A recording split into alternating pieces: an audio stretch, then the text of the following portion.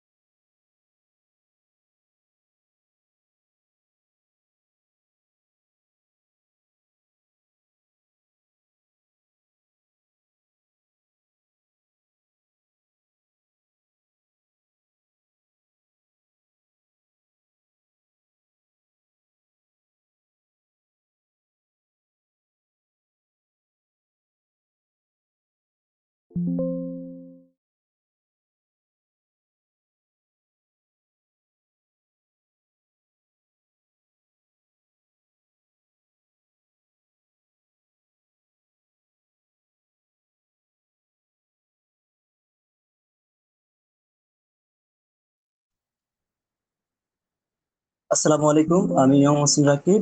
আজকে সেশনের আপনাদের সবাইকে আন্তরিক শুভেচ্ছা ও স্বাগতম জানাচ্ছি। আমাদের চলমান 8 দিন ব্যাপী রিসার্চ ট্রেনিং প্রোগ্রামের আজ দ্বিতীয় দিনের ক্লাস, এবং আজকে সেশনের বিষয়বস্তু হলো আমাদের মৌলিক ডকিং এবং ডিএফটি ক্যালকুলেশন।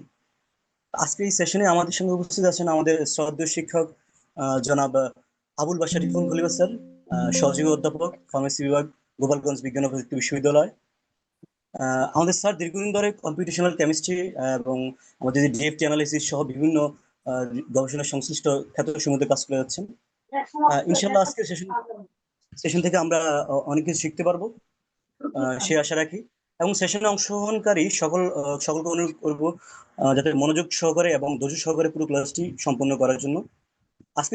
আজকে ক্লাস শেষে অবশ্যই প্রশ্ন উত্তরের একটা পর্ব থাকবে, সেগমেন্ট থাকবে, যেখানে আপনারা সরাসরি স্যারকে প্রশ্ন করতে পারবেন, বা আপনারা চাইলে কমেন্ট বক্সে শুরু থেকে প্রশ্নগুলো করে রাখতে পারেন। পরে সেগুলো আমরা স্যারের কাছে উপস্থাপন করব। আহ, কথা দীর্ঘায়িত না করে আমরা ইনশাল্লাহ আমাদের আজকে যেই সেই সেশনটি শুরু করার জন্য স্যারকে অনুরোধ করব। আসসালামু আসসালামু আলাইকুম। আলাইকুম স্যার। ওয়ালাইকুম আসসালাম। শোনা যায় আমাকে? জি স্যার, আপনাকে শোনাচ্ছি স্যার। সেই স্ক্রিন কি শো করে? আহ, না স্যার, এটা হচ্ছে আপনার লিগেন্ডের দেখা যাচ্ছে স্যার, স্ক্রিন দেখা যাচ্ছে স্যার। দেখা যায়? জি স্যার, দেখা যাচ্ছে স্যার। ওকে, ঠিক আছে। এখন স্ক্রিন শো করতেছে? জি স্যার, ফার্স্ট পেজ স্যার। ওকে, ঠিক আছে। জি ওকে, থ্যাংক ইউ ইমন। উপস্থিত সবাইকে অভিনন্দন। উম, গোপালগঞ্জ বিজ্ঞান প্রযুক্তি বিশ্ববিদ্যালয় ফার্মেসি বিভাগ কর্তৃক আয়োজিত 8 দিন ব্যাপী যে প্রোগ্রামটা রান করা হচ্ছে, আজকে আমাদের যে বিষয়গুলো ছিল সংক্ষিপ্তভাবে আমরা একটু দু একটা কথা বলে এরপরে আমরা প্র্যাকটিক্যালি চলে যাব। লেকচারে আর থাকবো না, প্র্যাকটিক্যালি চলে যাবো এবং প্র্যাকটিক্যাল আমরা চেষ্টা করবো যে অনলাইন থেকে এবং প্র্যাকটিক্যাল থেকে আসলে কিভাবে এই কাজগুলো করা হয়। আজকে আমাদের যেটা সেশন, এটা হচ্ছে মলিকুলার ডকিং, ডিএফটি ক্যালকুলেশন, যেটা ডেনসিটি ফাংশনাল থিওরি। তো এই অংশটা আমি একটু আগে নিয়ে আসবো, কারণ এটা হচ্ছে কেমিক্যাল প্রপার্টি কম্পাউন্ডের জানার জন্য মূলত হচ্ছে ডেনসিটি ফাংশনাল থিওরিটাকে ব্যবহার করা হয়। এবং এই জায়গার মধ্যে দেখেন যে বিভিন্ন অ্যাটম আছে, এই অ্যাটম গুলার মধ্যে বিভিন্ন সার্কুলার পাথ আছে। যেমন এটা বেনজিন, 6টা কার্বন আছে, তার উপরে হাইড্রোজেন আছে, প্রত্যেকটার উপরে প্রত্যেকটার চারপাশে কিছু ইলেকট্রন আছে। ইলেকট্রন গুলা যে মুভমেন্ট গুলা, সেটা কিভাবে কোন কোন জায়গায় কোন অ্যাটমের উপরে নির্দিষ্ট টাইমে কতটুকু পরিমাণ আছে, এটা আমাদের জানা নাই। আমরা জানি যতটুকু, সেটা হচ্ছে যেমন ইলেকট্রন গুলো একটা সার্কুলার পাথওয়েতে ঘুরতে থাকে, যেটাকে আমরা শেল বলি, নাম্বার অফ শেল যেটা বলা হয়েছে। স্ক্রিন কি ঠিক মতো দেখা যাচ্ছে ইমন? স্যার, আমরা এখনো ফার্স্ট পেজে আছি স্যার। আপনি যেটা দেখাচ্ছেন আর কি, মানে ডিএফটি যে। ডিএফটি, হ্যাঁ ঠিক আছে, ওকে, জি স্যার, অসুবিধা এমনি দেখতে এখন পাচ্ছি স্যার। স্ক্রল দেখা যায়, স্ক্রলিং করে জি দেখা স্যার, যায়। জি স্যার, জি স্যার, জি স্যার। ওকে ওকে, ঠিক আছে, তাহলে ঠিক আছে এখানে। তো বলছি যে আমরা জানতাম যে আগে জানতাম যে পৃথিবী গোলাকার, এরকম একটা ধারণা আমাদের ছিল। আমরা পড়েছি, যেমন আমরা নিজেই পড়েছি যে পৃথিবী গোলাকার, ভূগোল, ভূ মানে পৃথিবী আর গোল। এরপর আবার শুনলাম যে না, কিছুটা বর্তুলাকার। এরপর শুনলাম, কিছুদিন পরে জানতে পারলাম, পড়ালেখা যখন আমার মানুষ একটু রিসার্চটা বাড়াই দিছে, তখন শুনলাম যে না, পৃথিবী হচ্ছে ডিম্বাকার। কিছুদিন পরে আবার শুনলাম যে না, পৃথিবী এরকম ঠিক না। কিছু কিছু বিজ্ঞানী, বিশেষ করে যখন হাবল টেলিস্কোপ আবিষ্কার হয়েছে এবং স্যাটেলাইট ইমেজ, যখন ইমেজিং প্রসেস যখন শুরু হয়েছে, তখন বলে না, পৃথিবী হচ্ছে কমলা, কমলার মতো, অনেকটা কমলার লেবুর মতো। তো এটা কনফিউশন তৈরি করলো আমাদের মধ্যে, ঠিক না, যে আসলে পৃথিবী কেমন। তো ঠিক একই রকম এই পরমাণুর যে বিষয়গুলো আছে, যে ইলেকট্রন গুলা কেমন, পরমাণু কেমন, পরমাণুর পাশে যে ইলেকট্রন ঘোরে, কোথায় ঘোরে, কেমনে ঘোরে, ওই পৃথিবীর ওইটার মতোই। পরে খুঁজে খুঁজে দেখা গেল যে না, আমরা পৃথিবী আসলে এই ডিম্বাকার, ঠিক আছে, কিন্তু ডিমের মধ্যে আবার বিভিন্ন পার্থক্য আছে। যেমন হাঁসের ডিম, মুরগির ডিম, পাখির ডিম, সাপের ডিম, এক একটা এক এক রকম দেখাইতে। তো পরে খুঁজে খুঁজে দেখা যায় যে না, পৃথিবী উটের ডিমের ন্যায়। আপনারা উটের ডিম দেখছেন নাকি কেউ? যদি আমরা একটু ইন্টারেক্টিভ সেশনের মধ্যে থাকবো আর কি, কথা বলা বলির মধ্যে কেউ যদি বলেন পৃথিবী উটের ডিমের ন্যায়, কোনো কেউ কি জানেন, শুনেছেন শব্দটা?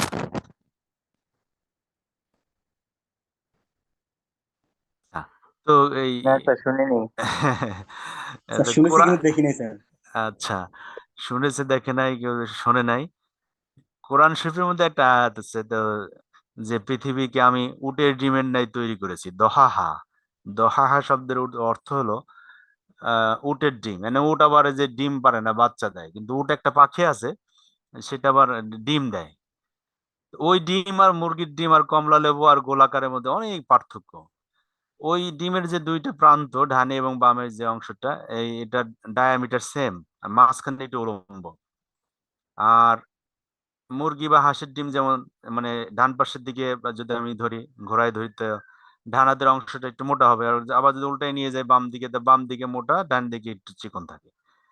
তার মানে পৃথিবীটা আসলে এমন না, কমলা লেবুর মতো না। ওই দহাহা মানে উট পাখির ডিম, ওটা আবার দুই পাশের ডায়ামিটারটা সমান।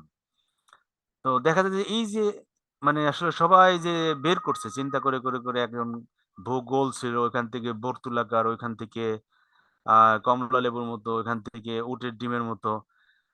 এইগুলো সব হচ্ছে রিসার্চের ফলাফল। মানে রিসার্চ এমন একটা জিনিস যে অনেক পিছনে যেটা হয়ে গেছে, অনেক ভুল ভ্রান্তি এবং অনেক মানে ডেভেলপমেন্ট যেটা, সেটা আস্তে আস্তে আস্তে আস্তে মানুষের জন্য ব্যবহার করার সুযোগ আছে। তা আমরা যেটা জানতাম যে কোন একটা কম্পাউন্ডের মধ্যে যে ইলেকট্রন, প্রোটন, নিউট্রন এগুলা থাকে এবং ইলেকট্রন গুলো ঘুরতে থাকে এবং ইলেকট্রনের বড় একটা ইফেক্ট আছে তার প্রোটনের সাথে যে সম্পর্কটা। আমরা জানতাম যে প্রোটন ঘোরে না, মানে প্রোটনে কোনো স্পিন নাই, শুধু স্পিন মানে ইলেকট্রন ঘূর্ণন যেটা, এটা আমরা বলি। এবং কোয়ান্টাম লেভেলে যে স্পিন আছে সেখানে কোয়ান্টাম লেভেলে যে ঘূর্ণন যেগুলো আছে সেগুলো আমরা ক্যালকুলেট করতাম ইলেকট্রনের উপর ভিত্তি করে, এস পি ডি এফ এগুলো অনুযায়ী করতাম। তো পরে দেখা গেছে না আসলে যে যে আমাদের যে নিউক্লিয়াস আছে, ইলেকট্রন যার চারপাশ থেকে ঘোরে, তারও একটা স্পিন আছে, তার ভিতরে যে প্রোটন আছে প্রোটন গুলো স্পিনিং করা, মানে একটা ম্যাগনেটিক ফিল্ড যদি আমি ইউজ করি বাইরের থেকে, সেও স্পিন ঘোরে। তো দুই ঘূর্ণনের মধ্যে কিছুটা সম্পর্ক আছে, যে ঘূর্ণনের কারণে এই যে ইলেকট্রনও ঘুরে প্রোটনও ঘুরতেছে। প্রোটন যে ঘুরে এটা হচ্ছে যেগুলো যে সমস্ত কম্পাউন্ডের মধ্যে আপনার অড এবং ইভেন অথবা অড অড এই ধরনের অ্যাটমিক নাম্বার এবং মাস নাম্বার এই ধরনের আছে, তাদের ক্ষেত্রে এই ঘূর্ণনটা প্রযোজ্য। যেমন আমি যদি প্রোটন এনএমআর বলি, এনএমআর মানে nuclear magnetic resonance. Nuclear, nuclear বলতে নিউক্লিয়াসের যে অবস্থান এবং তার যে যদি ঘূর্ণায়মান হয়, তো ওই স্পিনিং লেভেলটাকে বলা হয় নিউক্লিয়ার। তো ও কতটুকু পরিমাণে ঘূর্ণন হচ্ছে সেটা নির্ভর করতেছে বাইরের ইলেকট্রনের ডেনসিটির উপরে। তা ইলেকট্রন আসলে গোলাকার পথে, এই যে আমরা বলছি নির্দিষ্ট কক্ষপথে যে ঘুরছে রাউন্ড আকারে, এরকম করে ইলেকট্রন পরমাণু বা অণুর প্রত্যেকটা অ্যাটমের মধ্যে এরকম করে ঘূর্ণায়মান হয় না। তো কি হয় এখানে? তো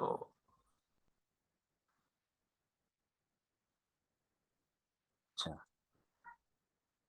এটা কি রেকর্ডিং হবে? ওকে। তো কি হয়, ঘটনা যেটা হয় সেটা আসলে যে ইলেকট্রন গুলো যে ঘুরবে এইগুলো পরমাণু ডাইনে বামে এরকম না, এটা নির্ভর করছে যে যে আমার অ্যাট্রাকশন লেভেল গুলা, সারাউন্ডিং যে সমস্ত অ্যাটম থাকে সেই অ্যাটমের ভিতরে তার যে নেইবারিং অ্যাটম আমরা বলি, ওর পরিবেশের ভিতরে কোন ধরনের অ্যাটম আছে এবং তাদের ইলেকট্রনিক প্রপার্টি, তাদের ইলেকট্রন মানে ইলেকট্রোনেগেটিভিটি, ইলেকট্রোপজিটিভিটি, তারপর নিউক্লিওফিলিক অ্যাটাক, ইলেকট্রোফিলিক অ্যাটাক, আবার নিউট্রাল অ্যাক্টিভিটি, ডাইপোল মোমেন্ট, যে ফিজিকো কেমিক্যাল যে প্রপার্টি গুলো আছে সেইগুলোর উপর নির্ভর করে ইলেকট্রনের ডেনসিটি গুলা ভিন্ন ভিন্ন জায়গায় ভিন্ন ভিন্ন পাওয়া যায়, একই রকম পাওয়া যায় না। তো ওই যে ভিন্ন ভিন্ন জায়গায় ভিন্ন ভিন্ন ডেনসিটি যে পাওয়া যায় ওইগুলাকে রাউন্ড কোনো শেপ না, ওইটা আমরা বিজ্ঞানীরা যেটা বলেছেন সেটা হচ্ছে ওইটাকে বলা হয় অরবিটাল, নট অরবিট। আগে ছিল অরবিট, পরে দেখা গেল না ওটা অরবিট না, ওটা অরবিটাল। কখনো কখনো বাড়ে, কখনো কখনো কমে, কখন বাড়ে কখন কমে সেই তথ্যপত্র গুলা পাওয়ার জন্য এই বিভিন্ন সাব অরবিটালে আমরা ইলেকট্রনের যে ডেনসিটি পাওয়া যায় সেগুলো ভাগ করি, এস পি ডি এফ। তো ওইগুলোর আবার কমপ্লেক্স আছে, GH, S P D F, ভিন্ন ভিন্ন জায়গায় ভিন্ন ভিন্ন ধরনের ডেনসিটি পাওয়া যায়। তো ওই ওই কনসেপ্ট থেকেই যে ইলেকট্রনের প্রপার্টি অনুযায়ী যে যেহেতু ইলেকট্রনের কোন একটা মলিকুলের মধ্যে স্মল মলিকুল এবং ম্যাক্রো মলিকুল, যদি আমি ধরি small molecule drug bioactive compound যেগুলো আছে এগুলোকে স্মল মলিকুল বলি আমরা, আর প্রোটিন এবং হরমোন এনজাইম এগুলোকে ম্যাক্রো মলিকুল বলা হয় আমাদের এই জগতে আর কি, ডকিং এর জগতে। তো এই জায়গায় যেটা হয় সেটা হচ্ছে এই এই কম্পাউন্ডের এই ইলেকট্রনের ডেনসিটির ভিন্ন ভিন্ন হওয়ার কারণে ড্রাগের সাথে আমার প্রোটিনের যে অ্যাকশন হবে, রিসেপ্টরের যে অ্যাকশনটা বাইন্ডিং হবে, যেটাকে মলিকুলার ডকিং আমরা বলছি, ওই অ্যাক্টিভিটি গুলো চেঞ্জ হয়ে যায়। তো ড্রাগের যে এই যে এখানে যদি আমি কোনো অ্যাটম চেঞ্জ করে দেই কোনো একটা স্মল মলিকুলের মধ্যে, তো তার density of electron in overall the structure ভিন্ন হয়ে যাবে। এই যে অ্যাটম একটা চেঞ্জ করার কারণে অথবা একটা গ্রুপ চেঞ্জ করার কারণে অথবা কোনো একটা ফাংশনাল গ্রুপও যদি আমি চেঞ্জ করি, তাতে পুরা মলিকুলের মধ্যে ইলেকট্রনের যে ডেনসিটি ভিন্ন ভিন্ন জায়গায় ভিন্ন ভিন্ন রকম হয়ে যাবে। এই যে এগুলো এই চেঞ্জ গুলোকে যে কনফরমেশনাল চেঞ্জ, মানে একটা চেঞ্জ করার কারণে সব জায়গায় সব প্রপার্টি গুলো চেঞ্জ হয়ে গেল, যেটাকে আমরা বলি SAR, স্ট্রাকচারাল অ্যাক্টিভিটি রিলেশনশিপ। তো এইটাকে বের করার জন্য বিজ্ঞানীরা চিন্তা করলেন যে কিভাবে এটা বের করা যায়।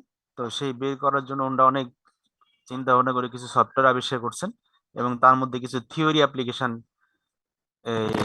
লগারিদমের মাধ্যমে, সফটওয়্যারের মাধ্যমে, কোডিং এর মাধ্যমে কিছু থিওরি তারা সফটওয়্যারের মধ্যে অ্যাপ্লাই করছেন, যার মধ্যে একটা হচ্ছে ডিএফটি, ডেনসিটি ফাংশনাল থিওরি। এটার মাধ্যমে আমরা যেটা করতে পারি সেটা হচ্ছে একটা কম্পাউন্ডের তার ইলেকট্রন ডেনসিটি কোথায় হাই কোথায় লো, সো এই জিনিসগুলোকে ক্যালকুলেট করতে পারি, এবং এই হাই এবং লো ডেনসিটির উপরে যে গ্যাপ আছে সেই গ্যাপের উপর ভিত্তি করে একটা কম্পাউন্ড রিঅ্যাক্টিভ হবে নাকি ইনঅ্যাক্টিভ হবে, এটা লেস অ্যাক্টিভ হবে নাকি মোর অ্যাক্টিভ হবে, সেই তথ্যপত্রগুলো আমরা ওই এই ডিএফটি ক্যালকুলেশনের মাধ্যমে বের করতে পারবো, যে এটা ফিজিকো কেমিক্যাল প্রপার্টি অফ মলিকুলস।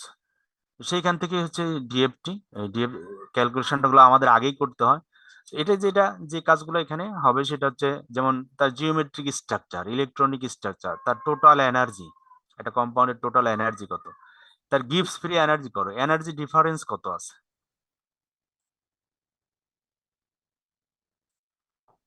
তারপরে স্টেবিলিটি কেমন হবে, ওই কম্পাউন্ডার স্টেবিলিটি কেমন হবে, সে কি স্টেবল হবে কি হবে না রিয়াকশনের ক্ষেত্রে, বাইন্ড করবে কি করবে না, সব তথ্যপত্রগুলো আমরা এই ক্যালকুলেট ডিএফটির মাধ্যমে বের করতে পারবো।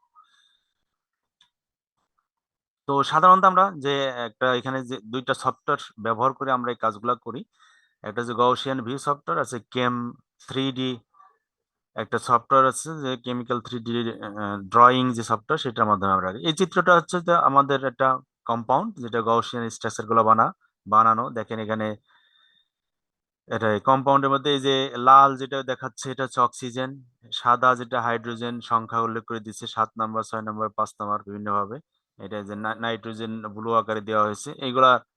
এখন এটা নর্মাল কম্পাউন্ডের স্ট্রাকচার, এটার ভিতরে কোনো ডেনসিটি কিছু ইউজ করি নাই। তো যে সফটওয়্যার দ্বারা আমরা ডেনসিটিটা বের করবো সেটার নাম হচ্ছে গাউসিয়ান সফটওয়্যার। সেই সফটওয়্যারের মধ্যে একটা ইন্টারফেস দেখালাম এখানে আগে, আমরা প্র্যাকটিক্যালি চলে যা দেখবো আর কি। এরপরে সে কিভাবে আমরা সফটওয়্যার গুলো দিয়ে ক্যালকুলেশন করব সেই তথ্যপত্র গুলো এখানে একটু দেখানো আছে। আমি যদি এখন ডাইরেক্ট আমার ইসে চলে যাই একটু ফিজিকো কেমিক্যাল প্রপার্টি গুলো আমরা কিভাবে নির্ণয় করবো একটা কম্পাউন্ডের ক্ষেত্রে, তো সেই জন্য একটা সফটওয়্যারের মধ্যে আমি যদি যাই, যেটা স্ক্রিন কি দেখা যাচ্ছে এখন, ব্ল্যাঙ্ক স্ক্রিনটা? জি স্যার, দেখতে পাচ্ছি স্যার। ওকে ওকে। তো আমরা এখানে একটা এই স্ক্রিন আমরা দেখছি, এখানে এখানে আমাদের সফটওয়্যার যেটা কেম ড্র প্রফেশনাল আমরা বলছি, এখানে একটা আমি কম্পাউন্ড একটা নিব, কম্পাউন্ডটা সাপোজ আমি এমন একটা কম্পাউন্ড ডাউনলোড করেছি এখানে, অথবা ডাউনলোড করেই আমি দেখাই একটু।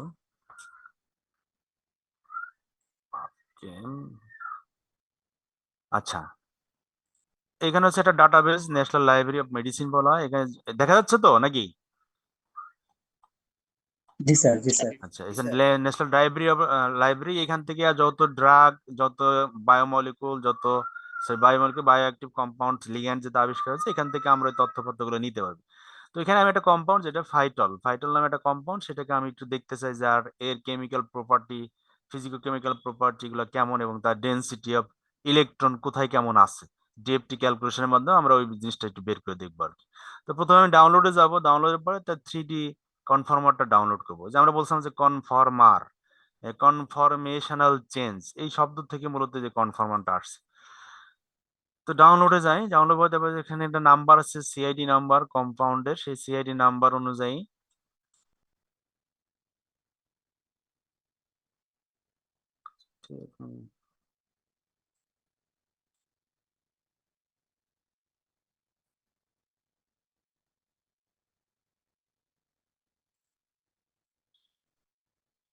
আমি ডাউনলোড করেছি, ডাউনলোড হয়েছে, এখন আমি আমার একটু সফটওয়্যারের মধ্যে এটা একটু আপলোড করব কম্পাউন্ডটা।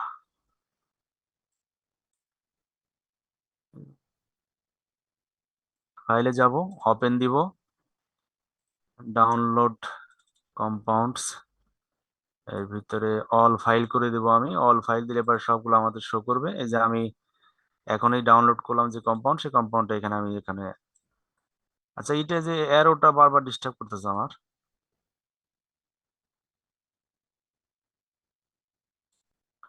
আচ্ছা ওপেন দিলাম, দেওয়ার পর এখান থেকে যে কম্পাউন্ডের স্ট্রাকচার চলে আসছে,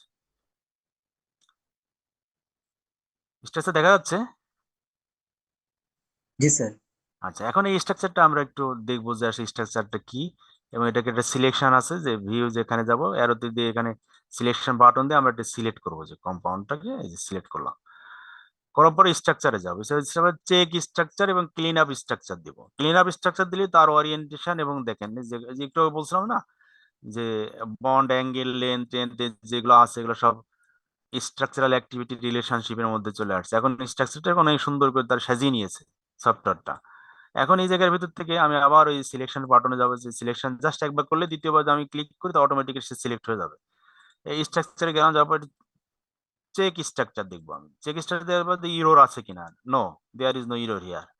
তো না থাকলে তাহলে আমি বুঝবো যে এই কম্পাউন্ড আমার ঠিক আছে। এখন এই কম্পাউন্ডের কিছু প্রপার্টি আমার জানা দরকার, কিছু প্রপার্টি মানে ফিজিকো কেমিক্যাল প্রপার্টি, কিভাবে দেখবো আমরা। তো ভিউয়ে যাবো, যাওয়ার পরে আমরা অনেকগুলো প্রপার্টিতে, আমাদের খুব বেশি দেখবো না আমরা, একটা দেখছি উইন্ডোজ অ্যানালাইসিস, উইন্ডোতে দিব। উইন্ডো দেওয়ার পর দেখেন এখানে একটা ফর্মুলাটা চলে আসছে আমাদের বিভিন্ন যখন আমরা যে পাবলিকেশন করি তখন একটা কেমিক্যাল ফর্মুলাটা দেওয়া হয়, যে কম্পাউন্ডার তো তার ফর্মুলা এটা, সেটা এখানে লেখা থাকে। এরপরে আছে তার এক্সাক্ট মাস কত, মলিকুলার ওয়েট, এই ক্যালকুলেশন গুলো আমার দেখা থাকে। এরপরে দেখেন একটা গুরুত্বপূর্ণ যে পয়েন্ট, সেটা হচ্ছে M/Z। এটা হচ্ছে একটা কম্পাউন্ডকে এক্সপেরিমেন্টালি যখন কোনো মেশিন দিয়ে তাকে কনফার্ম করা হয় যে এইটাই কম্পাউন্ড, তার মধ্যে একটা মেথডের মাস স্পেকট্রাম অ্যানালাইসিস। মাস স্পেকট্রামের মাধ্যমে যেটা করা হয় সেটা হচ্ছে তার রিলেটিভ অ্যাবান্ডেন্স এবং ফ্র্যাগমেন্ট গুলা, মানে ভেঙে ভেঙে আলাদা করে কতগুলা ফ্র্যাগমেন্ট আছে সেই ফ্র্যাগমেন্ট গুলাকে আলাদা করে দেখা হয়। তো সেই ভ্যালুটা কিন্তু আমরা এখান থেকে পেয়ে যাই, যে 100% না, মানে সর্বোচ্চ পরিমাণে অ্যাবান্ডেন্স দেখাইছে।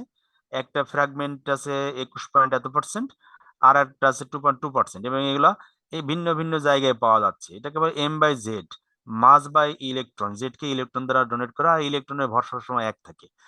তো ওই ভ্যালু দ্বারা আমি যে ইলেকট্রনের দ্বারা মাস দিয়ে ভাগ করি, তখন ওই কম্পাউন্ডের একটা অ্যানালাইসিস এবং একটা স্পেকট্রাম দেয়। সেই মাস স্পেকট্রামের যে ডাটা, সেটা এই সফটওয়্যারের মাধ্যমে আমরা বের করতে পারি।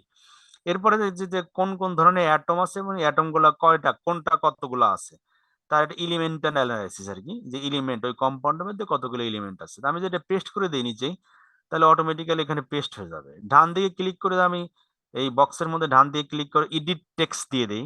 এডিট টেক্সট দিলে পরে এটাকে আমি কপি করে আমি ভিন্ন ভিন্ন জায়গায় এটাকে ইউজ করতে পারলাম।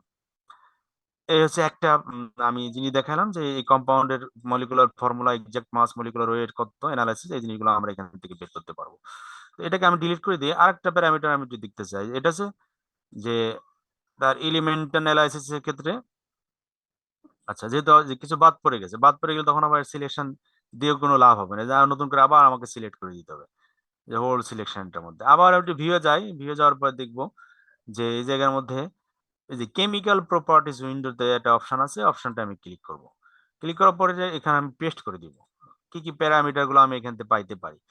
আমরা বলেছিলাম যে যে কোনো কম্পাউন্ড তার ফিজিক্যাল প্রপার্টির মধ্যে কিছু প্রপার্টি আছে, যেমন বয়লিং পয়েন্ট কত, মেল্টিং পয়েন্ট কত, ক্রিটিক্যাল টেম্পারেচার কত, যে টেম্পারেচারের মধ্যে আমরা জানি যে এটা নির্দিষ্ট স্টেটে সে পরিবর্তন হবে, ক্রিটিক্যাল প্রেসার কত, ক্রিটিক্যাল ভলিউম কত, কম্পাউন্ডের ভলিউমটা কত, এনার্জি, গিভস ফ্রি এনার্জি, এই যে এটা হচ্ছে আমাদের পেপারে অনেকগুলো পেপারের মধ্যে লাগবে। এরপর হচ্ছে তোমার লগ পি ভ্যালু, যে লগ পি ভ্যালু তার পার্টিশন কোফিসিয়েন্টের মাধ্যমে বের করে যেটা হয়, যে লিপোফিলিসিটি এবং হাইড্রোফোবিসিটি, এগুলো বের করার জন্য যে কম্পাউন্ড করে। এবার মলিকুলার রিফ্রাক্টিভিটি, মেশিন দ্বারা আমরা যেটা এই বিভিন্ন ল্যাবে দেখি, কেমিস্ট্রি ল্যাব, বায়ো, তারপরে বিএমবি বায়োকেমিস্ট্রি ল্যাব, আমাদের ফার্মেসি ল্যাবগুলোতে সাধারণত ফার্স্ট ইয়ার সেকেন্ড ইয়ারের মাঝখানে এই অনেকগুলো কোর্স থাকে আর কি, সেই কোর্সগুলোর মধ্যে। এরপরে হেনরিজ ল ফ্লো করে কিনা, হিট ফর্মেশন করলে সেই হিট ফর্মেশন কত, টোটাল সারফেস এরিয়া কত। এরপরে অনেকগুলো প্যারামিটার, লক্স এজ, সলিবিলিটি, ওয়াটার সলিবিলিটি কত, ডিসোসিয়েশন কনস্ট্যান্ট কত হবে, পিকেএ ভ্যালু, ডিসোসিয়েশন কনস্ট্যান্টের মাধ্যমে আমরা এই ফিজিক্যাল কেমিক্যাল প্রপার্টি গুলো এখান থেকে বের করতে পারি। তো এই যে স্ট্রাকচার একটু পরিবর্তন যদি আমি করে দেই, যে কোনো এক জায়গায় একটা চেঞ্জ, যদি সাপোজ এখানে এখানে আছে হাইড্রোজেন, হ্যাঁ, আমি এটা একটু চেঞ্জ করতে চাই, এই যে এই কম্পাউন্ড এটা চেঞ্জ করতে চাই, তো আমি এখানে এ আছে, এ নামে যে টেক্সট বক্স আছে সফটওয়্যারে কেম ড্রতে, এখানে যাই আমি এখানে মনে ফ্লোরিন দিতে চাই, ক্যাপস লক দিয়ে আমি ফ্লোরিন দিলাম। দেওয়ার পর এটা একটা নতুন স্ট্রাকচার তৈরি হলো। আচ্ছা বলেন তো দেখি, আগের যে কম্পাউন্ড ছিল তার ফিজিকো কেমিক্যাল যে প্রপার্টি গুলো ছিল, এইটা আর এটা কি এখন সেম থাকবে? না স্যার, Okay. পরিবর্তন হয়ে যাবে। কেন থাকবে না সেটা হচ্ছে এই যে অক্সিজেনের সাথে যুক্ত হাইড্রোজেনের উপরে একটা ইলেকট্রন ছিল, আর এখানে এখন ইলেকট্রন আসছে কত ফ্লোরিনের উপরে। ফ্লোরিনের ইলেকট্রন সংখ্যা কতগুলো আছে, তার তার যে ডেনসিটি, এটা কি করবে এখন ওই অক্সিজেনের উপর একটা প্রভাব ফেলাবে। অক্সিজেন থেকে সে যেহেতু ইলেকট্রন নেগেটিভ একটা অ্যাটম, তো সেই ইলেকট্রন নিজের দিকে টান দিবে মাইনাস চার্জ হওয়ার জন্য। এখন এখানে অক্সিজেন ইলেকট্রন ডেনসিটি কমে যাবে, অক্সিজেন তার পাশে কার্বন থেকে টান দেবে, কার্বন হাইড্রোজেনের থেকে টান দেবে, এটা এইখান থেকে টান দেবে, এখানে টান দেবে পুরো চেইনের মধ্যে এটা ইন্ডাকটিভ মেজোমারিক ইলেকট্রনিক ইলেকট্রোকেমিক্যাল যে চেঞ্জ গুলো সবগুলোর মধ্যে চেঞ্জ হয়ে এটা কনফরমেশন চেঞ্জ হয়ে যাবে। তো এই যে চেঞ্জটা হলো, এই যে চেঞ্জ, যে কোনো একটা চেঞ্জ করার কারণে সব জায়গায় একটা প্রভাব পড়লো, ভিন্ন ভিন্ন প্যারামিটারে প্রভাবটা পড়লো, এটাকে আমরা বলছি হচ্ছে SAR, স্ট্রাকচারাল অ্যাক্টিভিটি রিলেশনশিপ। শুধু যেটা এই কম্পাউন্ডের ইন্টারনাল হবে তা কিন্তু না, এই কম্পাউন্ড যদি ড্রাগ হিসাবে কাজ করে, ঠিক আগে যেটা বাইন্ডিং ছিল যেরকম অ্যাফিনিটি, এটা বাইন্ডিং অ্যাফিনিটি চেঞ্জ হয়ে যাবে, বাড়বে অথবা কমবে, অর্থাৎ ওই যে প্রোটিনের সাথে বাইন্ড করবে তার বাইন্ডিং সাইট গুলো চেঞ্জ হয়ে যেতে পারে, যে মানে বাইন্ডিং অ্যালোস্টেরিক থেকে ডাইরেক্ট বাইন্ডিং হতে পারে, অথবা অ্যালোস্টেরিক সাইডে বাইন্ডিং হয়ে যেতে পারে, ভিন্ন ভিন্ন প্রভাবগুলো থাকে বায়োলজিক্যাল অ্যাক্টিভিটির মধ্যে চেঞ্জ হবে। যদি আমরা জানি রিসেপ্টর আর ড্রাগ বাইন্ড করলে পরে এরপরে যে রিয়াকশন হয় মেটাবলিজম হয়ে এরপরে আস্তে আস্তে আমার বডিতে মেকানিজম দিবে, তো সেক্ষেত্রে সেগুলো চেঞ্জ হয়ে যাবে। তার মানে এই জায়গাগুলোতেই এই কিসের কারণে চেঞ্জ হলো সেটার মধ্যে সবচেয়ে গুরুত্বপূর্ণ একটা প্যারামিটার যেটা, সেটা হচ্ছে এই ডেনসিটি ফাংশনাল থিওরি, যেটা আমরা একটু পরে দেখবো 3D তে। তো আমরা যদি দেখি এটার প্রপার্টিটা আমি যদি একটু চেক করি, যেখানে সিলেকশন দিলাম, দেওয়ার পরে এখন আমি এটাকে ওই স্ট্রাকচারে যাই আবার একটু ক্লিন করে নেবো, চেকটা মানে আমার যে দিলাম এটা ঠিক আছে কিনা, যে নো এরর, হ্যাঁ নো এরর ওকে আছে, তাই এটা ক্লিন আপ করে নেবো একটু। ক্লিন আপ করে নিলে সে ওরিয়েন্টেশন গুলো ঠিক করে নেয় অটোমেটিক্যালি। এই যে 2-3 বার দেওয়ার পর দেখবেন যে সে ওরিয়েন্টেশন গুলো অলরেডি ঠিক ভিন্ন ভিন্ন স্টাইলে ঠিক করে নেবে। হ্যাঁ, ভিন্ন ভিন্ন স্টাইল ঠিক অ্যাঙ্গেল গুলোর থেকে শুরু করে নিয়ে সব ঠিক করে নেবে। এখন এটার প্রপার্টি যদি দেখতে চাই তো ভিও যায়, আমি যদি এখানে কেমিক্যাল প্রপার্টিজ দেই, এটা পেস্ট করে দিলাম, তো আগেরটার সাথে দেখবো যে সব পরিবর্তন হয়ে গেছে, বয়লিং পয়েন্ট চেঞ্জ হয়েছে, মেল্টিং পয়েন্ট চেঞ্জ হয়েছে, যে ফিজিকো কেমিক্যাল প্রপার্টিজ যারা কেমিক্যাল প্রপার্টিজ গুলো সব পরিবর্তন হয়ে গেছে। তার মানে আমরা বুঝলাম এটার দ্বারা যে এই যে পরিবর্তন হয়, এটা আমাদের একটা গুরুত্বপূর্ণ জিনিস আমরা এটা জানতে পারলাম যে সফটওয়্যার দিয়ে আমরা করতে পারি। এখন আমরা যদি এটার থেকে একটু একটু অন্য একটা চলে যাই, দেখেন সেটা যদি আমি মনে করি কেম 3D তে আসলাম, মানে এটাকে এই যে কম্পাউন্ড আমার ছিল সেটাকে আমরা কেম 3D তে এখন দেখব, দেখার পরে তার ডিএফটি ক্যালকুলেশনটা কিভাবে করা হয় সেই জিনিসটা আমরা একটু দেখবো। তো এখানে ফাইলে যাওয়ার পর আমি ওপেন দিলাম, ওপেন দেওয়ার যে কম্পাউন্ডটা আমি ডাউনলোড করেছিলাম আমার ডাউনলোডে ছিল, সেটাকে আমি আবার এখানে নিয়ে আসলাম। দেখেন এটা ছিল আমার কম্পাউন্ড, দেখা যাচ্ছে নাম ছিল ফাইটল। তো এই জায়গার মধ্যে আমি যেটা করব সেটা হচ্ছে নাম্বারিংটা করে দেবো, নাম্বারিং করার পরে যে কম্পাউন্ডের ভিতরে কতগুলো অ্যাটম আছে, কি কি ধরনের অ্যাটম আছে সবগুলো দেখা যাচ্ছে, নাম্বারিংটা দেখা যাচ্ছে এখান থেকে, এই যে নাম্বারিং আপনারা দেখতে পাচ্ছেন। এই এরপর যদি আমি সিম্বল দিয়ে দেই, যে অ্যাটম সিম্বল দিয়ে দেই, তাহলে কোনটা কোন সিম্বল সেটাও দেখাবে এখানে, ডিটেলস দেখাচ্ছে যে অক্সিজেন কার্বন হাইড্রোজেন এগুলো দেখতে পাচ্ছি আমরা এখানে। তো সিম্বল দিলে দেখতে খারাপ লাগে, যার কারণে এটা হিজিবিজি মনে হয়, এখন আমরা সিম্বলটাকে উঠাই দিই, শুধু নাম্বারিংটা থাকে। নাম্বারিং কেন রাখছি, যে এটা যদি আমি একটা ড্রাগ স্ট্যান্ডার্ড ড্রাগ মনে করেন, সাপোজ এটা স্ট্যান্ডার্ড ড্রাগ, তা আমি এখানে কত নাম্বার কার্বনে বা কত নাম্বার হাইড্রোজেনে কত নাম্বারে চেঞ্জ করে অ্যানালগ বা ডেরিভেটিভস বানাচ্ছি, সেটা জানার জন্য ওই নাম্বারিংটা আমাদের পেপারে দেওয়া লাগে বিভিন্ন সময় পাবলিকেশনের ক্ষেত্রে। তো যে কোনো র কম্পাউন্ড ড্র করে অথবা চেঞ্জ করে যখন আমি এখানে আনবো, তার সাথে সাথে তার একটা মিনিমাইজেশন অফ এনার্জি করে নেবে, এনার্জিটা কি স্টেবল, এটা র অবস্থায় আছে আনস্টেবল, আমরা যে সফটওয়্যারের মাধ্যমে তার এনার্জি মিনিমাইজেশনটা করে দেবো, এই যে এনার্জিটা মিনিমাইজ হচ্ছে।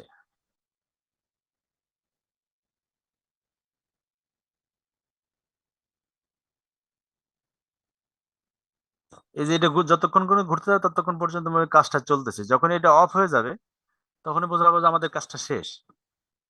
এই যে এখানে রেড সিগন্যালটা দেখাবে, এটা যদি শেষ হয়ে যায়, কাজটা শেষ হয়ে যায়, রেড সিগন্যালটা থাকবে না। এই দেখেন এখন কিন্তু রেড সিগন্যাল নাই, আবার আগের অবস্থানে চলে আসছে।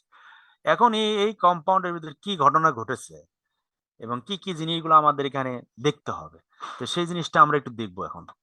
তো এখানে ক্যালকুলেশন যেটা আছে, স্ট্রাকচারে যাওয়ার পরে মেজারমেন্ট, এই সফটওয়্যার মানে মেজারমেন্টে যাওয়ার পরে তাকে আমরা জানি যে যে কোনো কম্পাউন্ডের যেহেতু configuration change, bond angle, bond length, dihedral মানে বন্ড অ্যাঙ্গেল বলতে দুইটার মাঝখানে ডিস্টেন্স, দুইটা অ্যাটমের মাঝখানে ডিস্টেন্স, বন্ড অ্যাঙ্গেল তিনটার মাঝখানে, আর ডাইহেড্রাল মানে চারটার মাঝখানে যে অ্যাঙ্গেল, ওটাকে ডাইহেড্রাল অ্যাঙ্গেল বলা হয়। এগুলো সব চেঞ্জ হয়ে যায়। আমরা এই একটা দুইটা একটু পজিশন দেখে নিব যে চেঞ্জ হয়েছে কিনা বা হয় কিনা। জাস্ট আমি ক্লিক করলাম, ক্লিক করার পরে এখানে তার একটা বাম দিকে দেখবেন যে তার একেবারে প্রত্যেকটা কম্পাউন্ড অনুযায়ী তাদের সাথে বন্ড আছে এবং পজিশন গুলো উল্লেখ করা আছে, কার সাথে কত নম্বর পজিশন। যেমন আমি এখানে ক্লিক করলে দেখা যাবে যে ওই যে দেখেন এখানে এই যে অক্সিজেন ছিল এবং লোন পেয়ার ইলেকট্রন, এবং অক্সিজেনের ক্ষেত্রে এই যে এলপি মানে লোন পেয়ার ইলেকট্রন 63 নম্বর পজিশন, এই যে 63 নম্বর পজিশনটা দেখাচ্ছে 63 পজিশন, আর 1 নম্বরে ছিল অক্সিজেন। তাহলে এই 63 সাথে আমার এই অক্সিজেনের দূরত্বটা কত, লোন পেয়ার ইলেকট্রনের সাথে দূরত্বটা হচ্ছে এত অ্যাংস্ট্রম, 0.610 অ্যাংস্ট্রম।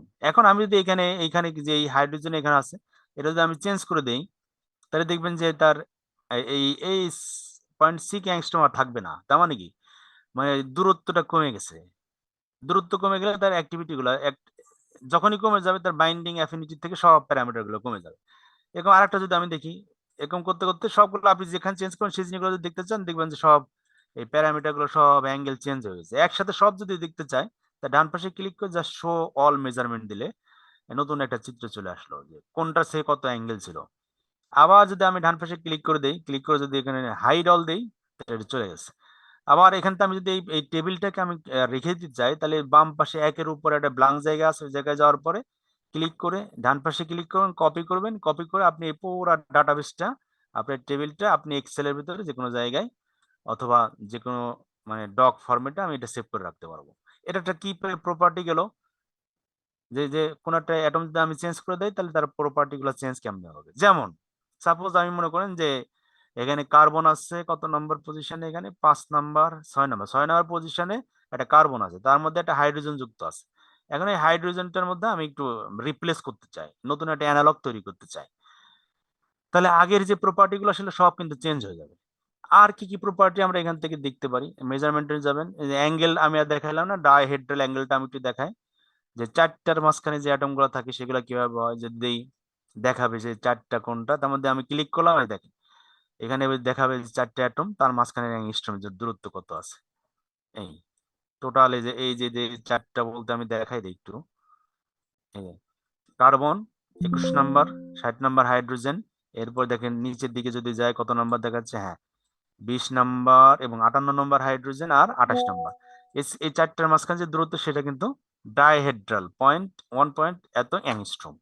এরকম প্রত্যেকটা আমার এই সফটওয়্যার গুলো ক্যালকুলেশন করে দিই। আমি শো অল দেই, তাহলে দেখে না হাওয়া বলার মধ্যে অনেক কম্পাউন্ডে দেখাচ্ছে। আমি যে এটাকে সেভ করতে চাই, ডান পাশে যাই ক্লিক করব, ক্লিক করার পর ডান দিকে যায় আমি এটাকে যে ডান পাশে ক্লিক করে কপি করে আমার নির্দিষ্ট জায়গায় আমি নিতে পারবো। তো আমাদের তো এগুলো হচ্ছে ফিজিকো কেমিক্যাল যে প্রপার্টি গুলো কিভাবে করা হয় সেটা আমরা দেখলাম। এখন আমাদের যে মূল কাজ সেটা আছে আমরা ডিএফটি ক্যালকুলেশনটা করতে, ডেনসিটি ফাংশন, অর্থাৎ ইলেকট্রনের যে ডেনসিটি কম বেশি থাকে সেই জিনিসগুলো আমরা কিভাবে এখানে দেখতে পারি সেটার মধ্যে আমরা এখন একটু আসবো। তো এটাকে আমি আবার একটু দেখাই, নো দিয়ে দিলাম, সরি চলে এলো ক্যামেরা, আবার দেখাই একটু।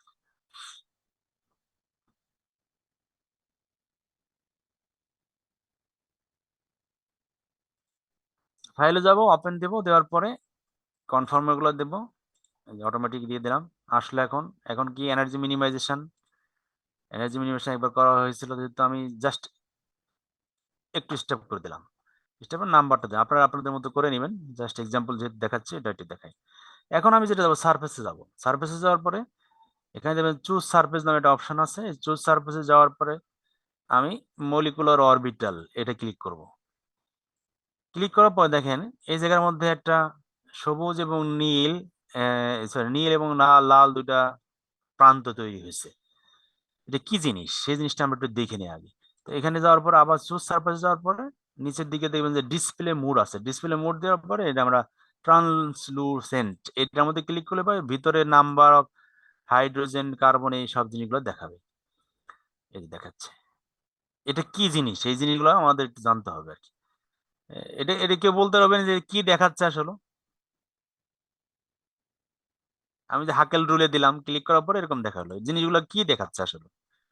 প্রথমে আমরা যে লেকচারের ভিতরে প্রথম যেটা বলেছিলাম যে ডিএফটি ডেনসিটি, কার ডেনসিটি, ইলেকট্রনিক ডেনসিটি। দেখ ইলেকট্রনিক ডেনসিটি কোনটা দিয়ে যদি বেড়ে যায়, তার কাছাকাছি অপোজিট জায়গার মধ্যে কমে যাবে।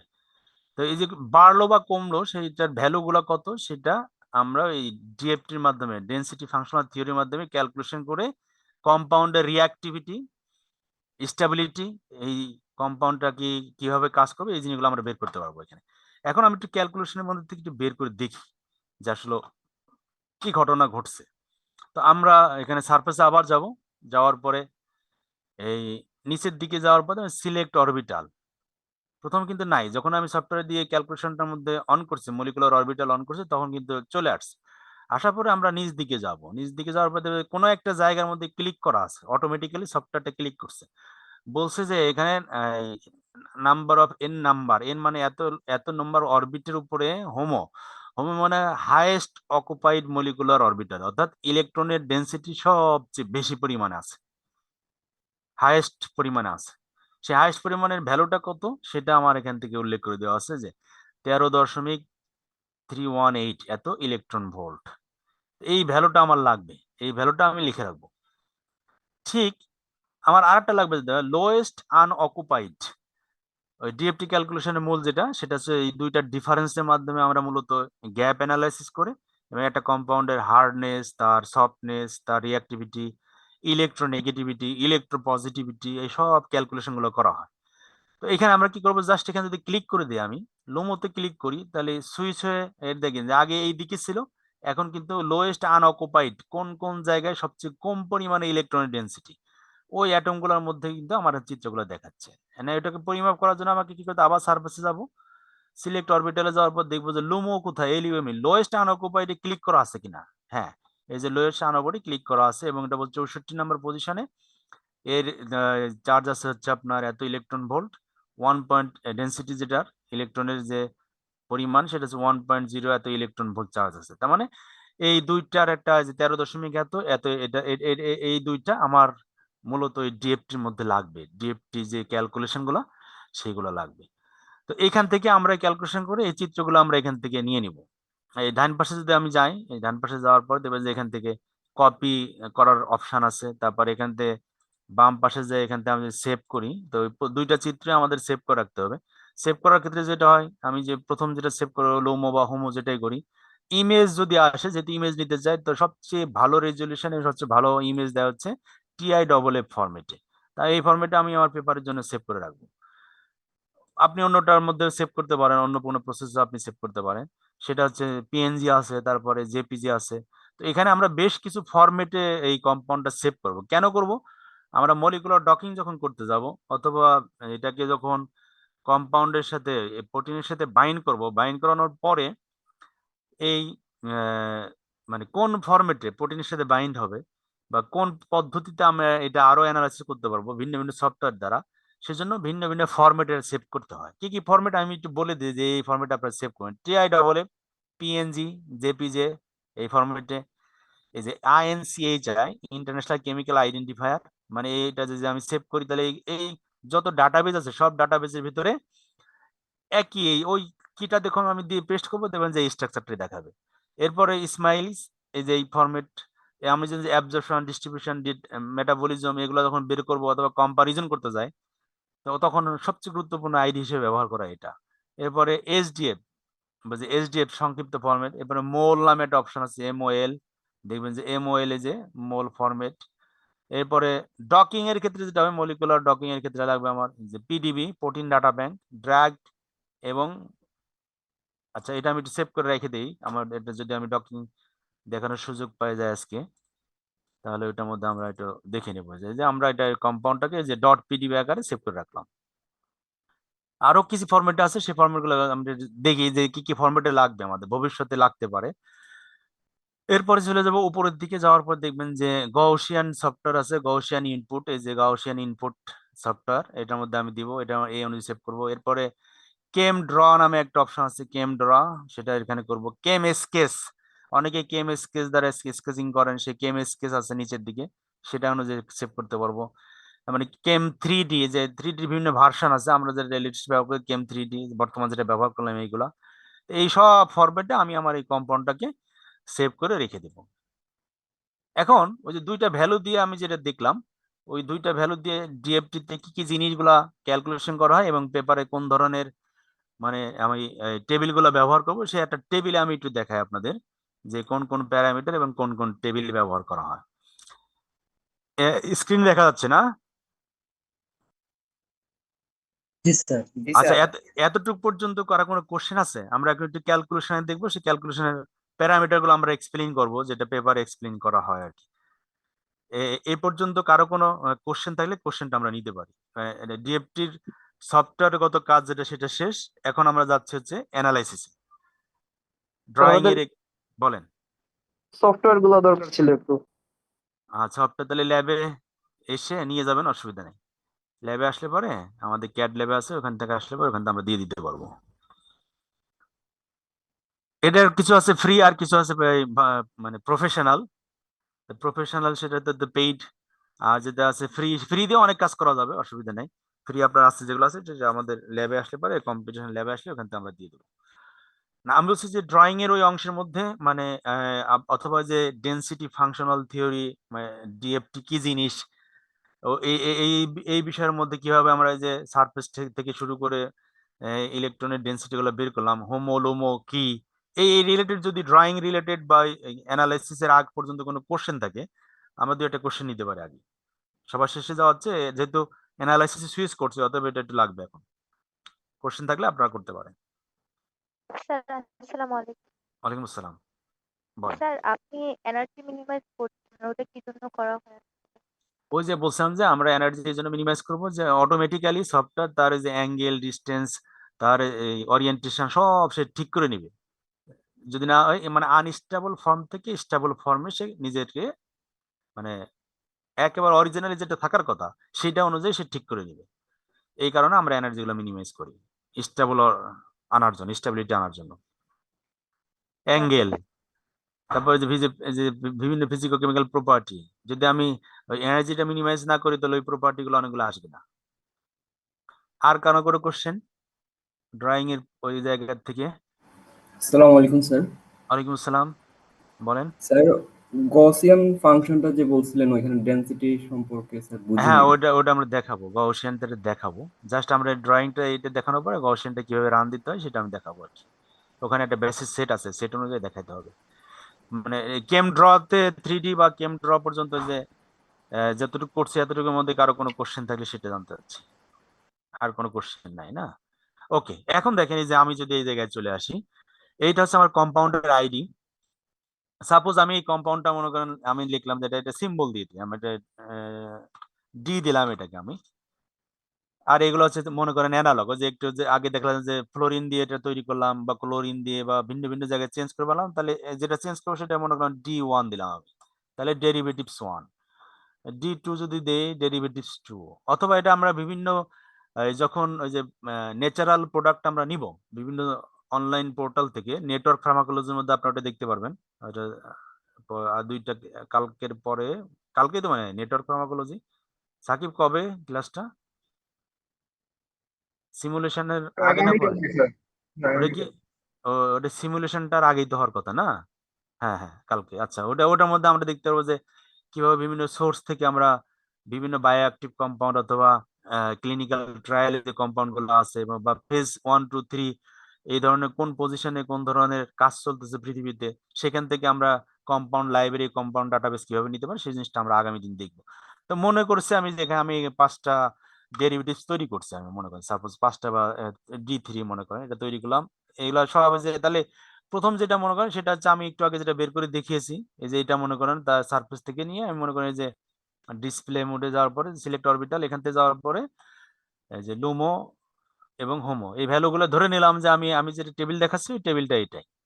তাহলে ওটার মধ্যে একটা চেঞ্জ করলে পরে একটা কম্পাউন্ড যদি একটা যে কোনো একটা জায়গায় আমি চেঞ্জ করে দিই, সাপোজ এখানে আমি চেঞ্জ করলাম, তার ডিটা আমরা ধরে নিচ্ছি, আর এখানে মনে করি চেঞ্জ করে আমি এফ দিলাম, দেওয়ার পরে আমি এন্টার দিলাম। আগেরটা কিন্তু নাই, চেঞ্জ হয়ে গেছে সব। এই হোমোলোমো ভ্যালু গুলো এখন চেঞ্জ হয়ে যাবে। তো এই হোমোলোমো ভ্যালু এটা এটা তাহলে D1, D1 ধরে নিলাম, সেটা আমরা এই তার ভ্যালু হচ্ছে এরকম এরকম আরেকটা চেঞ্জ করলে D2, এরকম আরেকটা D3, এরকম করে করে আমরা অ্যানালগ তৈরি করতে পারি, অথবা ওই যে ন্যাচারাল সোর্স থেকে যে কম্পাউন্ড গুলো আমরা নিব সেগুলো তৈরি করে আমরা টেবিলটা তৈরি করতে পারি, এভাবে করে তৈরি করতে পারি। D6 মনে করে, D6, অথবা আপনি যে কোনো একটা স্ট্যান্ডার্ড কম্পাউন্ড, কোনো একটা ডিজিজকে আপনি সিলেক্ট করছেন, ডিজিজ স্পেসিফিক রেখে আপনি তার একটা অ্যাপ্রুভ, FDA অ্যাপ্রুভ একটা ড্রাগ মার্কেটে আছে স্ট্যান্ডার্ড হিসেবে ধরে, তার সাথে আপনি ন্যাচারাল কম্পাউন্ড গুলো যেগুলো নেবেন সেগুলো আপনি অ্যানালাইসিস করতে পারবেন, কম্পারিজন। অথবা ওই অ্যাপ্রুভ কম্পাউন্ডের মধ্যেই আপনি ভিন্ন ভিন্নভাবে এই যে functional group, trial and error বেসিসে, অথবা স্পেসিফিক এসএআর সম্পর্কে যে কেমিস্ট্রিতে যে নলেজটা আছে, যে কোন কোন গ্রুপ কোথায় অ্যাড করলে পরে ওই তার অ্যাক্টিভিটি গুলো বাড়ে বা কমে, ওইগুলা করে আপনি এগুলা সব চেঞ্জ করে অ্যানালগ তৈরি করতে পারেন। আরেকটা হচ্ছে লিটারেচার রিভিউ থেকে, মানে একই কম্পাউন্ড এবং এর সাথে অন্যান্য যে মলিকুলার ডকিং ডাইনামিক্স ব্যবহার করে ইতিমধ্যে তৈরি করেছে, কোন পজিশনে কি কি দিয়েছে, সেখান থেকে একটা সামারি তৈরি করে আপনি অ্যানালগ গুলো তৈরি করতে পারেন। আর কিছু সফটওয়্যার আছে যে অ্যানালগ তৈরির সফটওয়্যার, সেটা এই যে একটা অ্যানালগ দিয়ে আমি বলে দেবো যে এই প্যারামিটার এটা আছে, আমাকে আপনি 100, 1000 বা 100 অ্যানালগ তৈরি করে দেন, সেটা তৈরি করার সুযোগ আছে, বিভিন্ন সফটওয়্যারের মাধ্যমে এটা করা যায়। আমরা ধরে নিলাম এখানে যে আমরা এই 6টা কম্পাউন্ড তৈরি করেছি, যার মধ্যে এই অবশ্যই ইলেকট্রন আমরা বোঝাচ্ছি এখানে এনার্জি, ইতে এনার্জি হচ্ছে কি লোয়েস্ট আনঅকুপাইড মলিকুলার অরবিটালের যে এনার্জিটা ছিল ইলেকট্রন ভোল্ট, সেটা হচ্ছে এটা।